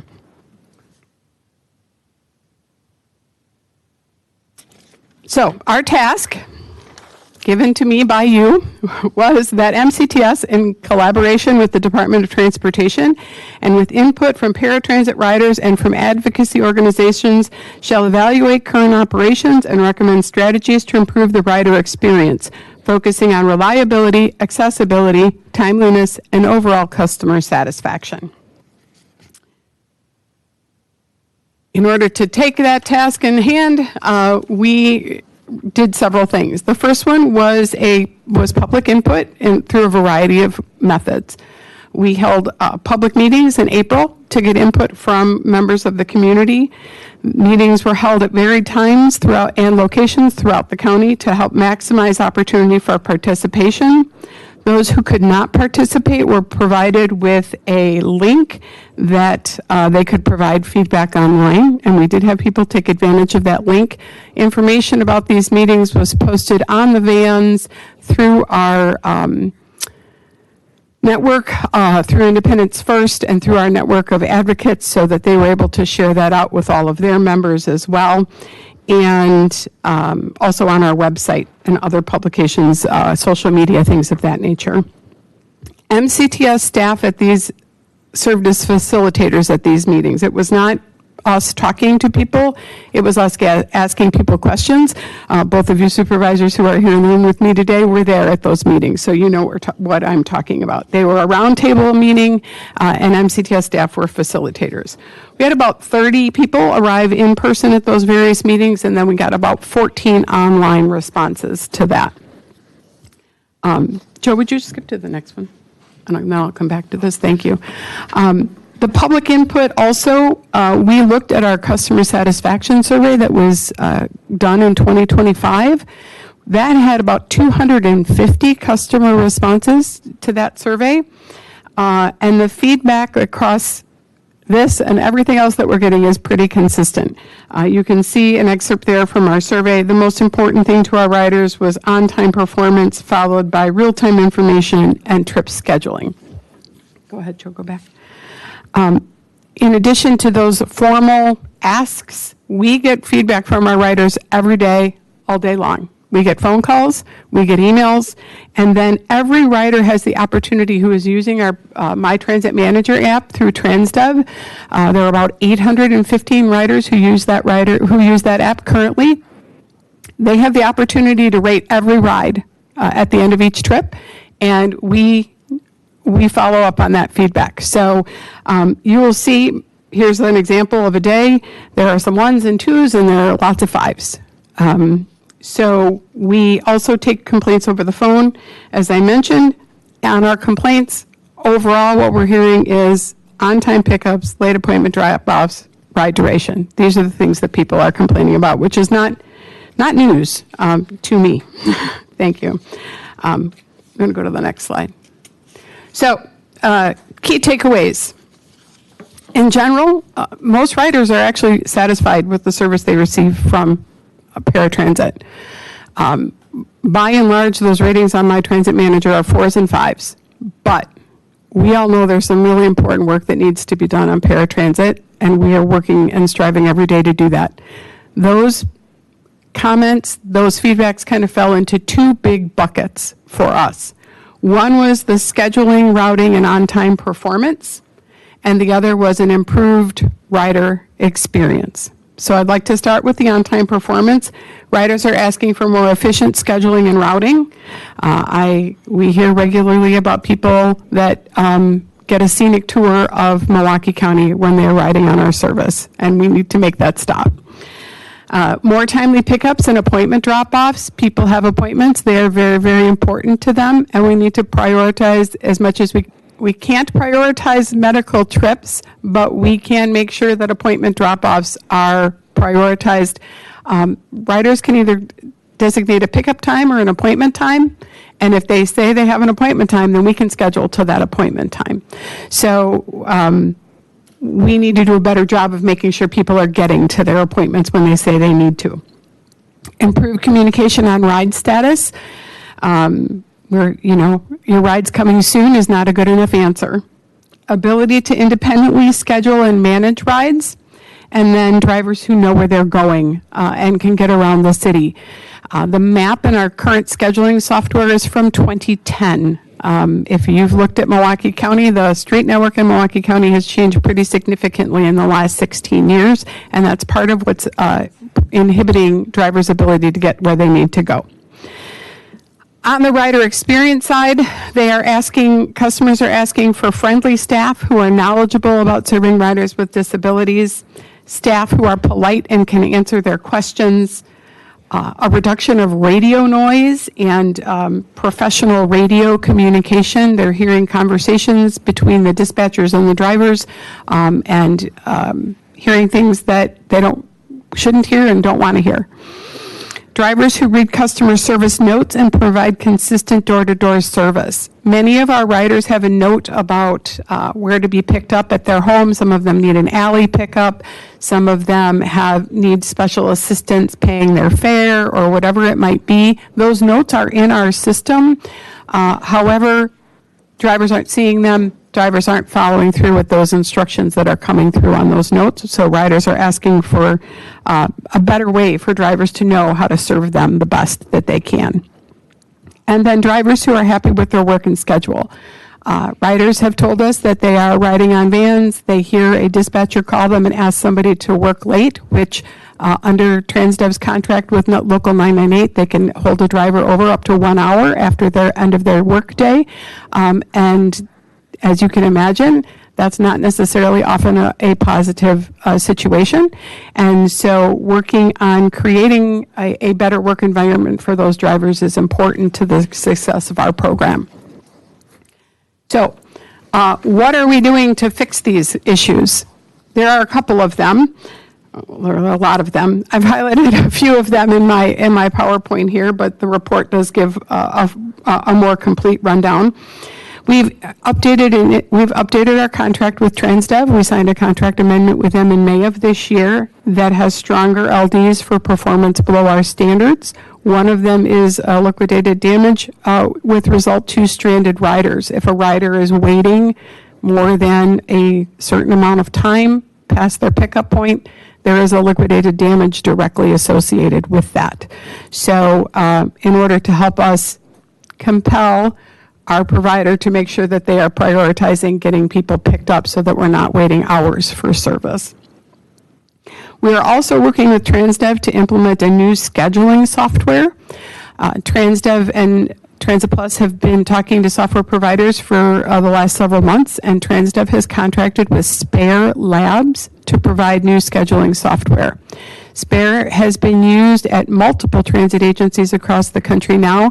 In the last couple of years, it's really taken off and has been implemented at agencies much larger than Milwaukee, MBTA. They've also implemented at Cap Metro in Austin, PSTA, which is St. Petersburg, Florida. So several transit agencies around the country have implemented Spare, and TransDev specifically has implemented Spare at Dallas DART and most recently at OCTA in Orange County, California. So TransDev has experience working with Spare to improve service. So we are excited about this. We are in the thick of things. Spare is scheduled to go live the first week of September. And we anticipate that this will address many of the issues that our riders are asking for. It has a scheduling algorithm that is constantly updating so that if a vehicle breaks down, it's not a dispatcher manually having to move those rides. It is a computer that's finding the most efficient route that takes into account not only which van is the closest to pick up a person quickly, but also which van does it make sense to put that rider on so that the rest of the people on that van aren't taking a scenic tour of the county. So software is targeted to go live early September, and then we will be optimizing the system moving forward. In addition to the software, we have a whole wide range of customer experience improvement initiatives that we are working with TransDev on. Those sometimes sound like the low-hanging fruit, but culture change is always a challenge. We are working with them to make sure that they're understanding the importance of the service that they are providing to our riders. We're also talking about professionalism, safety, doing employee engagement activities, increased communication and better communication, helping the dispatchers use tools besides the two-way radio so that if there's something they need to communicate with the drivers, they can actually do that via their tablets that are there with the schedule. And that is part of something also that the Spare software will allow us to do. The other thing I did not mention, but I should have, is that with Spare, riders will be able to schedule and book and cancel their own rides online through an app or on a computer, so that riders will be able to take a little bit more control and be able to have more transparency in their booking choices and in monitoring their ride as it is coming to them. So these are all things that are keeping us very, very busy at the Transit Plus office this fall, spring, summer, and everything in between. By implementing these recommendations, the Transit Plus and Transit teams are working collaboratively to decrease complaints and improve the service provided to our riders. We have a KPI in our contract that talks about complaints per 10,000 trips. Our target is 15. We're currently in the upper teens, low 20s, depending on the month. So we are working to drive down the volume of complaints. And in 2027, we'll continue to measure that. But also in 2027, we have another customer satisfaction survey coming. So our riders will get another opportunity to tell us what we should be focusing on next and how we can better improve the program moving forward. So with that, I will be happy to take any questions. Thank you. Supervisor Belinsky. Thank you, Mr. Chair. Interested to hear from the public. Just two quick questions. One, the 30-minute tolerance window, does that allow the rides to be early? It's the on time is measured from 0 to 30. A early ride is considered on time, but they can't. There's rules about you can't leave or you can't arrive early and leave early. So if they arrived, let's say 5 minutes before the pickup window started, they have to wait at least 5 minutes into that 30-minute window before they can, and attempt to contact the rider before they can leave per our contract. Right, so it's like a hold harmless. Like they could, if they wanted to, get in the bus early, but they're not obligated to go in early just because their van got there early. Absolutely, Okay, they're not, good. and we can't. Yeah. We by federal law, Right. we cannot. And second question, I think I heard about recently from Director Fuentes about a TransDev sort of paying a settlement to the county for sort of underperformance, overbilling issue. Has that had any impact on the 2026 projected budget deficit or surplus, and will it have any effect on 2027's numbers? I think Director Fuentes would like to take that.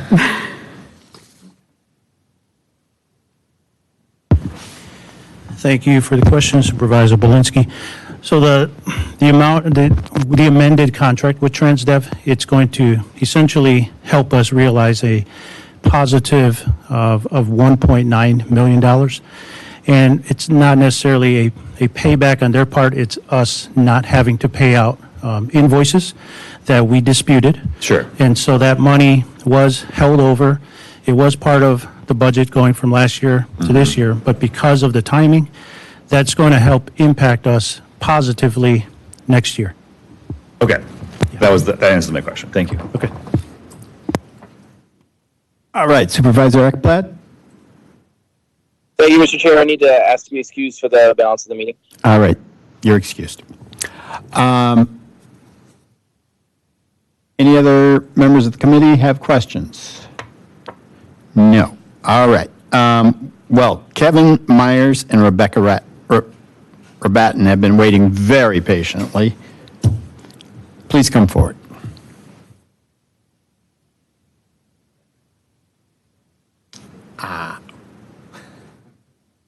I think in the time that I've been chair, yes.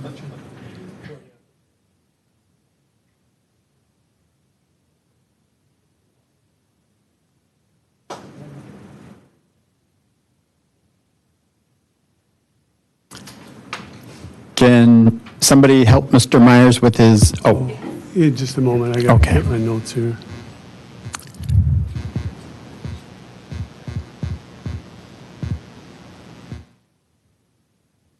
Do you want me to start? Is it on?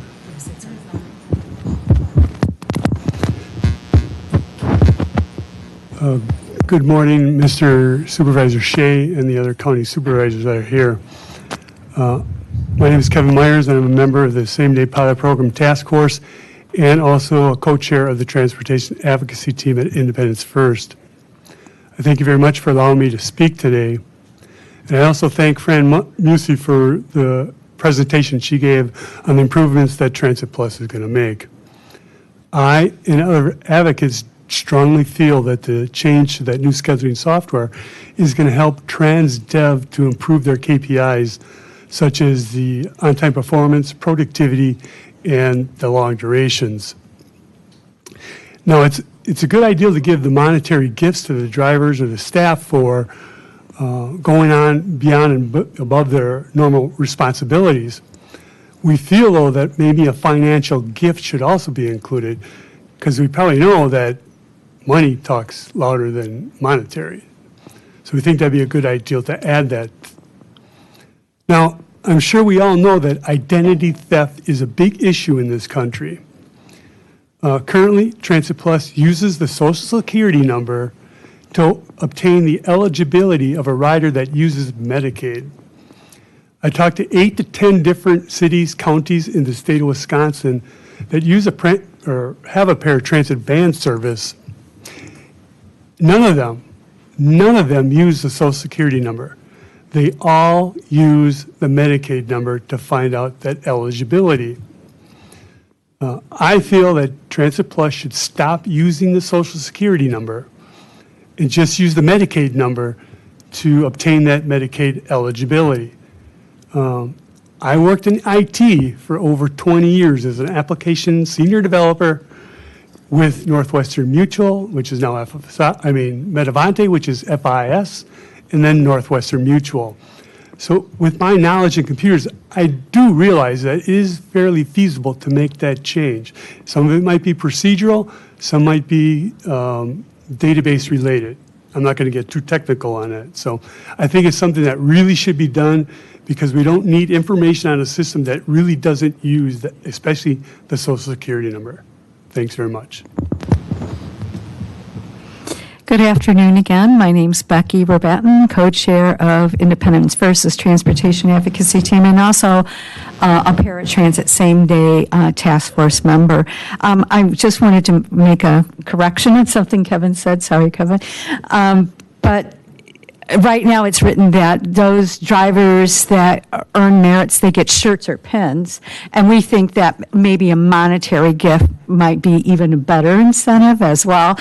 I also want to mention that in one of our transportation advocacy team meetings, we brought up at that time that someone from the blind and low vision community should be included on the work group with Jarrett Walker, which I've already spoke about, but I want to say I did not know that Jed Moss, who is an individual with low vision, had been included on that group. So I have to say thank you for that. I also like to thank Transit Plus for hearing some of our concerns, one of which we brought up about maybe 2 or 3 years ago in regards to maybe new scheduling software that could be reroute a route in real time, maybe because of conditions, highway conditions, accidents, and that. So we appreciate that being heard. And I also like to put this out here. I just kind of whispered to Kevin after this that we would like maybe our Jarrett Walker to come to one of our Independence First Transportation Advocacy Team meetings to do a presentation. And we would also be very happy to help with community engagement come September with the disabled community, with our we're working on a coalition of different agencies that work with individuals with disabilities. So we're more than happy to help in any way as part of that process. Thank you. And thank you again for your patience. Fran Musi, did you want to explain why paratransit uses the Social Security number?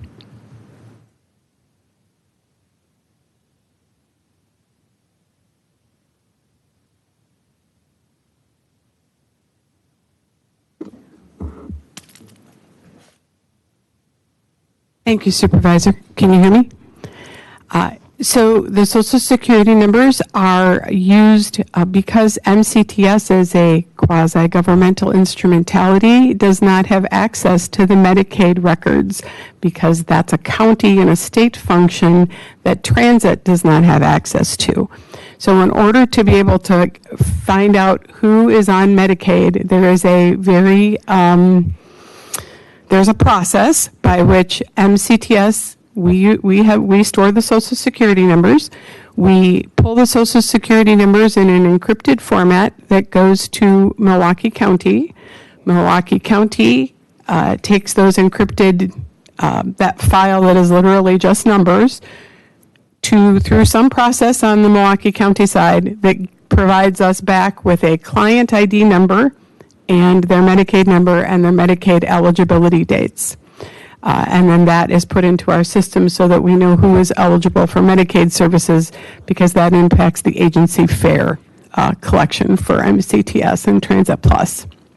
So there is a process, but we do not have access to those Medicaid numbers, and the way we get that is by feeding the encrypted Social Security numbers into the system. Okay.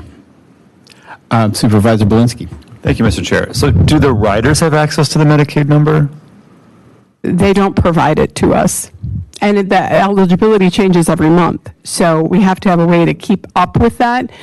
Some riders will disclose when they apply for our program that they are in a Medicaid funded program, and they'll tell us which program they're in, but their enrollment changes sometimes every month. And so we have to have a way to keep track of who's in Medicaid and where they are, because we don't have access to that. DHS is the repository, and they don't share because they can't, because of HIPAA. So you're saying the other counties just have direct access to the information because they're not run by a third party?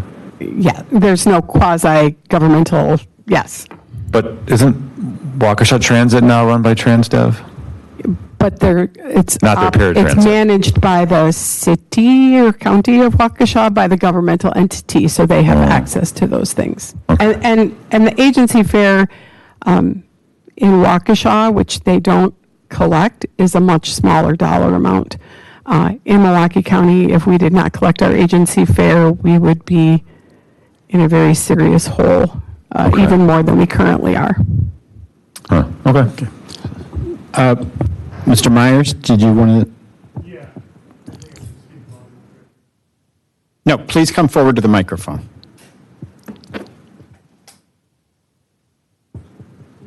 I'll just stay. Do you want me to stay? Fine.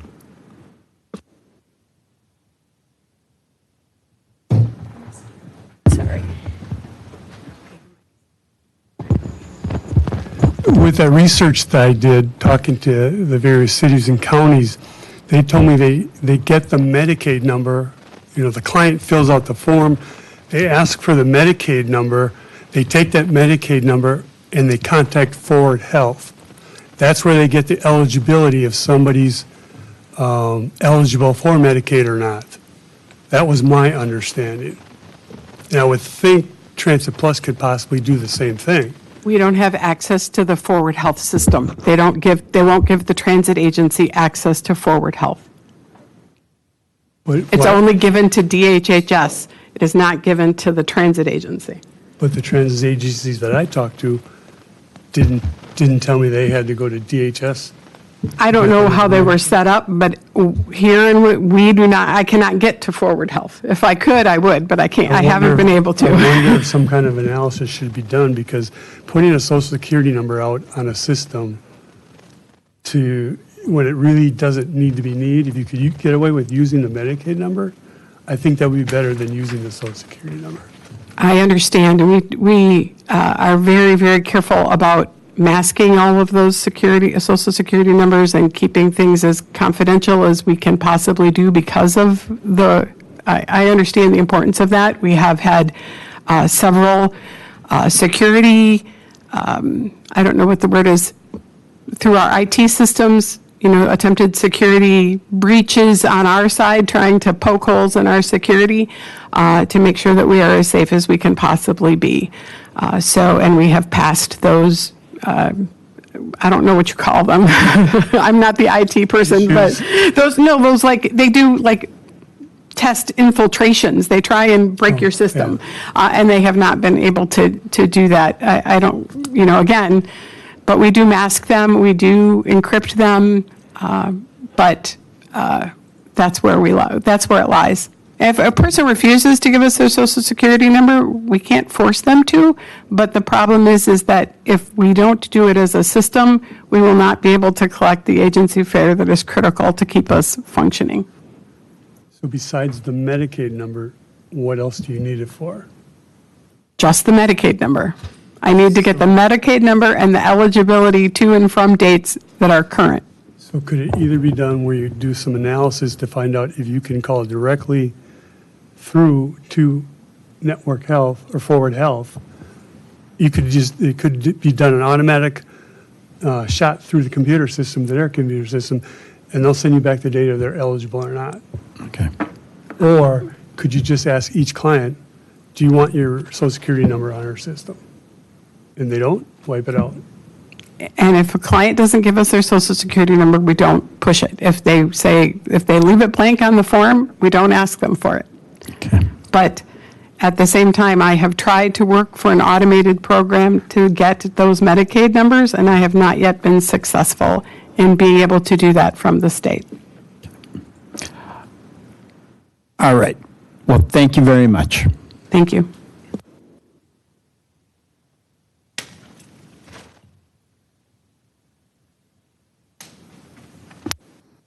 Mr. Coordinator, you want to read? Oh, wait a minute. Is that Mr. Brown? Did you have that comment?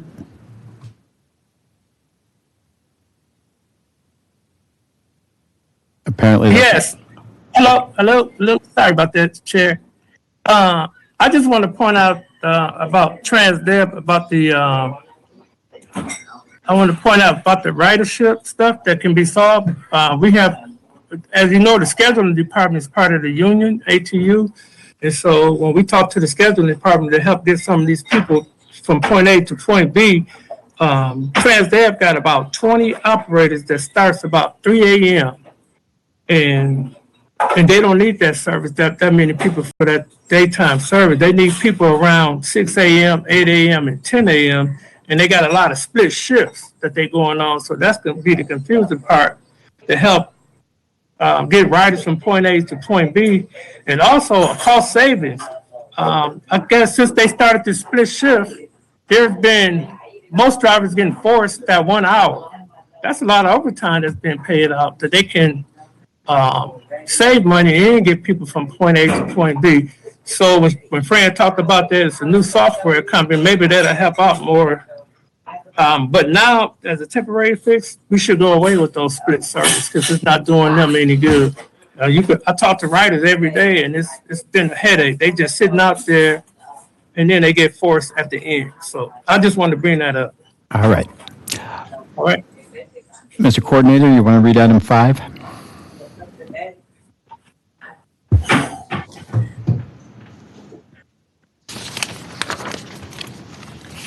Item 5, from the Director, Department of Transportation, providing an informational report regarding transportation-related matters responsive to or within the 2026 adopted budget. This item is informational only unless otherwise directed by the committee. Better get off.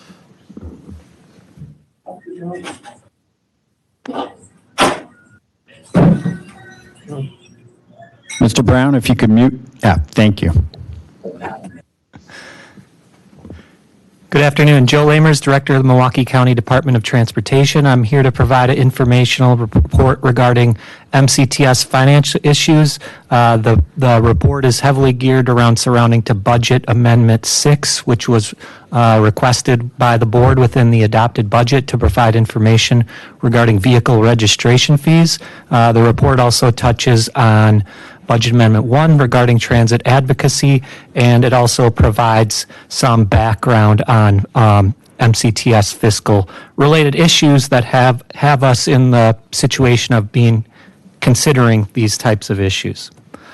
Just background information, as we know the Comptroller's Office recently completed a 5-year fiscal forecast update.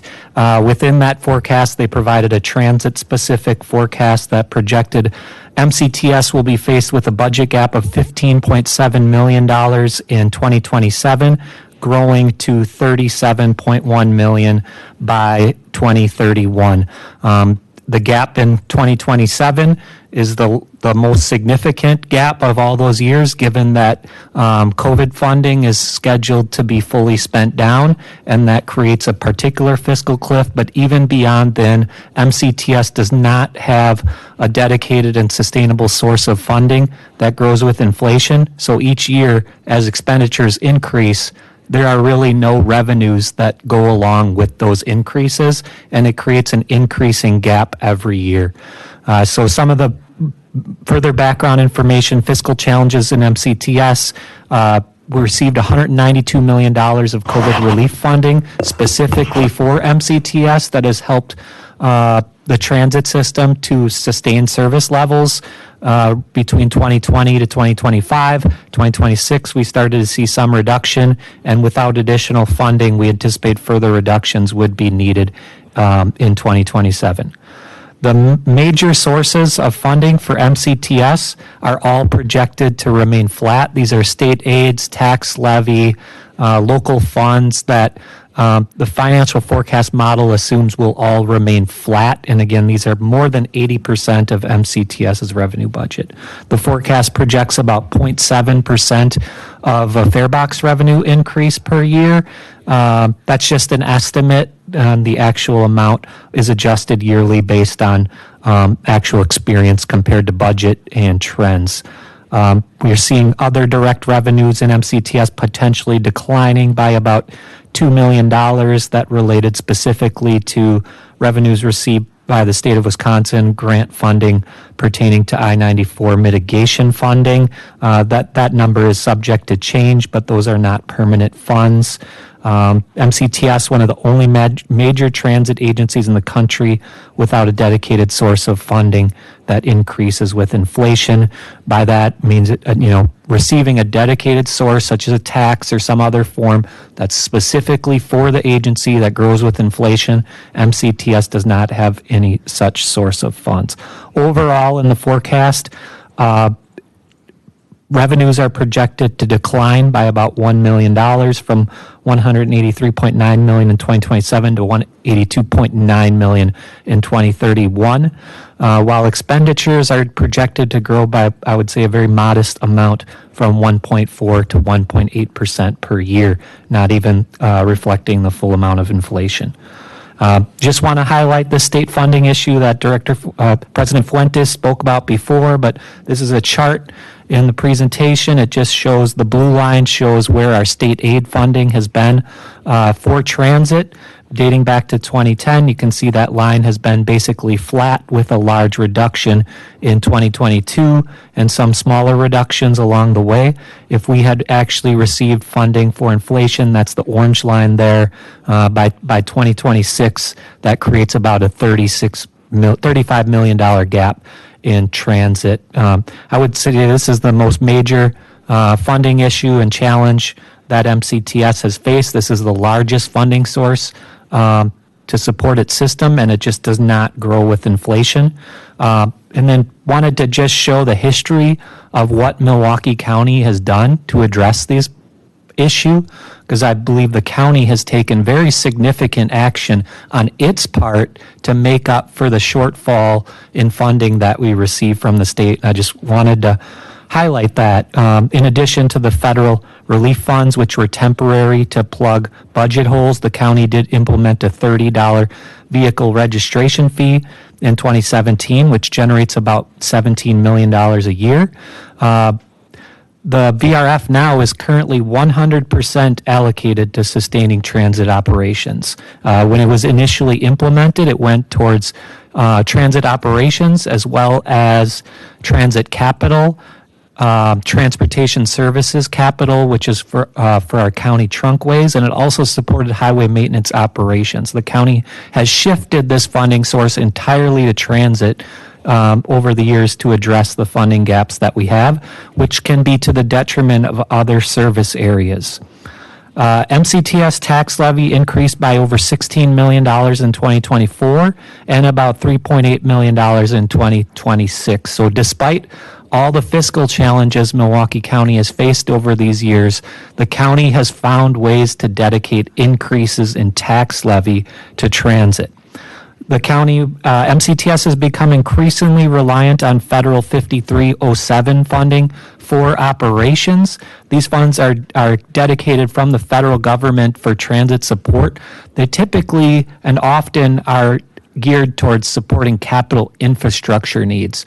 What MCTS has done is basically earmarked the vast majority of these funds to support operations to a point which we're able to do it now, but I don't anticipate this is going to continue to be sustainable in the long term for the purpose of operations or capital. Service levels have been reduced from about 1.4 million in 2018 to 1.2 million in 2026. Despite all those increased local investments and the federal funding, it hasn't yet been enough to offset that state funding issue as well as the lack of dedicated funding. Farebox revenues increased from $2 to $2.75 for adult fare in the 2026 budget. Just also want to note that we have several reports and analysis that demonstrate that MCTS operates one of the most efficient transit systems in the country, particularly when you look at on a cost per rider basis or a cost per vehicle mile basis. We have a very efficiently run transit system here in Milwaukee.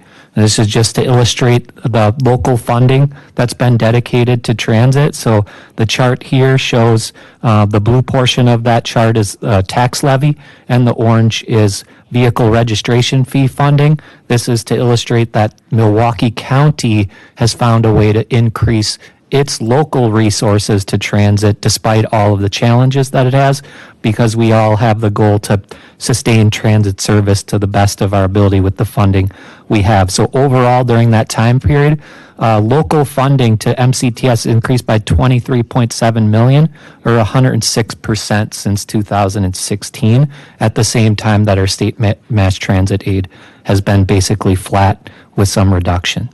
So I'm going to get into vehicle registration fee. Again, Budget Amendment 6 had requested a report on VRF for the board's information. So what's being shared is an estimate of costs that are eligible for VRF, some potential VRF scenarios, an evaluation of what's being done regarding the VRF in other Wisconsin counties and municipalities, as well as a look at the overall fees that drivers pay in Wisconsin compared to other states. So this chart here is an estimate of costs that are eligible to be financed by vehicle registration fees throughout the county. So the budget gap in 2027 estimated at $15.7 million. Transit is a transportation-related expenditure, so that would be a VRF eligible expense. In order to resolve the budget gap in 2027 simply through a VRF, you would require a $28 rate increase. The board amendment specifically asked for information about how the VRF could be utilized to address the county's overall budget gap. The way that that could be done is to finance local transit costs with the VRF instead of the tax levy. So in that concept, you would basically replace tax levy with VRF, and then that would free up tax levy that could be used to support other departments and offset the county's budget gap. The 2026 tax levy in MCTS is almost $29 million. That would be equivalent to a VRF rate of $51. We also looked at capital infrastructure costs, transportation related. What we did was we looked over the 5-year period at the local share of transportation related capital costs that are anticipated in the 5-year capital plan. So on average, MCTS anticipates requesting about $7.3 million of local share funding for transit capital. That would be equivalent to a $13 VRF. Transportation services, our highway Trunkway improvement projects, $8.9 million per year on average. That would be about a $16 VRF equivalent, and as well as transportation costs within our Parks Department for items like parkways, bridges, and other transportation infrastructure. We estimate about $6.1 million per year would be equivalent to an $11 VRF. What would happen with this if you were to use VRF for capital? It would free up bonding capacity. So you would reduce bonding costs, and that could either reduce tax levy in the long term, or it could provide additional bonding capacity within the county's self-imposed bonding cap to do more projects. So in total, between all of these items, estimated of $67 million of transportation-related costs in 2027 that would be eligible to be funded by the VRF. That would be $118 equivalent in total. As we look forward to future years, we know that the MCTS budget gap will grow. The difference between the 2031 gap versus just 2027 alone is another $21 million. That would be a $38 VRF equivalent. I have raised this issue, and the report raises the issue that we have become a little over-reliant on federal 5307 funds for operating purposes. If we wanted to course correct this issue, we could potentially reallocate $10 million of 5307 funds towards capital, and that would, however, create an operational gap. Resolving that through the VRF would be a rate of approximately $18. So in the long term, up to 2031, we're looking at nearly $100 million of costs that would be eligible for the VRF at $174. By no means are we suggesting that this is something being pursued. This is simply showing you the total amount of costs that we've estimated to be eligible for VRF. There are some items transportation related that could even increase this number a little more that are noted in the report, but this represents the vast majority.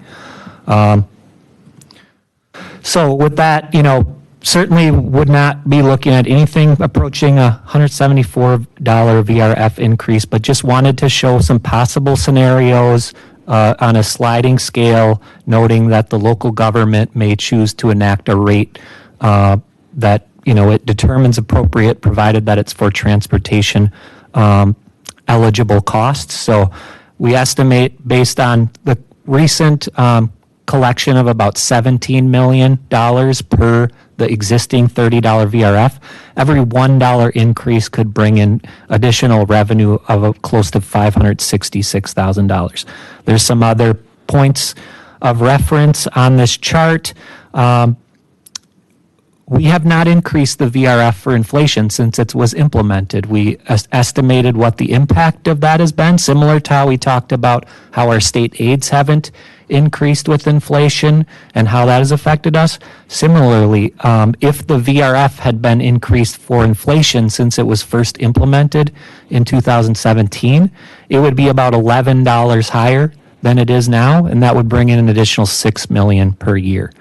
I mentioned earlier the 2027 MCTS budget gap, $15.7 million would be resolved through a $28 increase to the VRF. And this chart that's included in the report as well shows a scale of numerous different scenarios leading up to the amount of total eligible costs. Given that we have eligible costs that far exceed other what might be considered for a VRF, we wanted to take a look at what other counties and municipalities are using for the VRF. We've identified, through the state of Wisconsin provides reports on all of the counties and municipalities that have issued a VRF. All the data is there on the state's website. But there are 14 different counties in Wisconsin that currently have a VRF. We are one of those 14 counties with our existing $30 VRF. The range runs from $15 in Langlade County to a high of $40 in Dane County. There are 54 municipalities in Wisconsin that collect a VRF that range from a low of $10 in numerous cities or municipalities to a high of $50 in the city of Eau Claire. There are 4 municipalities in Milwaukee County that have a VRF, $25 in Cudahy, $41 in the city of Milwaukee, $30 in Shorewood, $15 in Wauwatosa. And then just one last comparison is looking at the VRF that residents in the 10 largest cities in Wisconsin pay in total when considering the state, county, and city VRF. So the state charges a $85 fee. Milwaukee has a $30, Milwaukee County $30, Eau Claire County $30, Dane County $40. The other 10 largest the counties that include the largest 10 municipalities actually do not currently assess a VRF. Within those 10 cities, there are 5 cities that collect a VRF ranging from $30 in Appleton, again up to $50 in Eau Claire. The highest total VRF for residents is $165 in Eau Claire, as well as Madison, and Milwaukee County is relatively close at $156. Just wanted to share one other point of reference that is included on the State of Wisconsin Department of Transportation's website. It looks at the overall fees that drivers pay when considering things, not only vehicle registration fees, but also gas taxes and other types of fees that may be included, environmental fees or others. Each state handles its fee structure a little differently, but what this data shows is that Wisconsin, overall fees are lower in Wisconsin than any of our neighboring states. So 310. This is just an example that's provided on the PowerPoint presentation. Toyota sedan. You can run various vehicle models on this website, but $310 in Wisconsin compared to $559 in Minnesota, $585 Illinois, $442 in Iowa, and $369. These are overall fees that Midwest drivers pay in comparison. Just wanted to touch on 2027 budget planning and what's currently being considered, as actually we're in the phase of the budget where department requests are due today, and the county executive will then consider requests and put forward a recommended budget in October. So without additional revenues, without any additional revenues, MCTS is estimating that they would have to reduce service by approximately 20% to close that $15.7 million gap. President Fuentes today talked about a potential 25% reduction. That's intended to keep a stable system over a 3-year period. But if we're looking at 2027 alone, up to 20% cut if no revenues are available. Like I said, VRF of $28 would be necessary to fully close the transit gap. We also would have the option of increasing tax levy, either on a one-time or an ongoing basis, to offset the transit gap. Acknowledging tax levy increases will be really challenging given that the county overall has a $50 million budget gap. Other possible considerations, fare adjustments, extension of federal funds. We should have about $2 to $2.4 million of federal funds available to partially offset the gap. Any paratransit services, non-mandated, maybe weighed against transit fixed route services, and also a review of all other expenditures has been done by MCTS as part of this process. So any combination of these options could be done to address next year's budget gap. It doesn't have to be full on any one or the other, but we do have a $15 million gap to address in the budget process. Some important considerations, just want to note, as was discussed in item 4, MCTS launched a transit network redesign that is expected to take about 12 to 18 months to complete it. So that project will not be completed in time for the 2027 budget process. Potentially, we can work with the vendor on some preliminary recommendations for 2027. But in an ideal world, we really would like to be able to avoid major service disruptions prior to completion of the transit network redesign. So if there's any avenue to sustain services into 2027, that is something we would like to do. And before sharing that information, I'll just note that that has been discussed as well with the county executive's office, and they have a shared goal of trying to find a way to do that with the recognition that it will be difficult. Also acknowledging Budget Amendment 1, from the county board was prioritizing transit advocacy as a #1 top priority. This was also signed by the county executive and is supported by him, and that's another timeline issue for us. We will be advocating for transit funding anytime that we can get them, but we expect realistically the next best option for us to secure additional funding in the state budget process is next year, in which is the 2027-29 budget process will conclude mid-year 2027 after we complete our 2027 budget here at the county. Just another reason why, in an ideal world, we would hope to be able to sustain services while we advocate for additional funds. And then just a quick update on transit advocacy efforts. McDOT and MCTS are partnering with this Wisconsin Public Transit Association as well as the American Public Transit Association on state and federal funding related efforts. We recently participated at Capitol Hill Day seeking to sustain or stabilize funding for transit at the federal level. We have recently received an earmark for buses. We have another item, congressional dedicated spending recommended for Milwaukee County, not included in this report because it was new news, but we also just recently were awarded a build grant for MCTS for almost $15 million. We are engaging with various coalitions on transportation funding, including collaborating with the WCA and the Transportation Development Association on the biennial transportation funding campaign. That's going to be a strong push for funding for roads throughout the state of Wisconsin. What we're trying to do is just have transit be a part of that conversation as well. If we could receive even a small fraction of what the road construction lobby is angling for transit, that would go a major way towards helping to sustain the system. And the county board has helped aid us in this effort through Resolution 26306, which urges the governor and state legislature to enact a sustainable transportation and transit funding solution.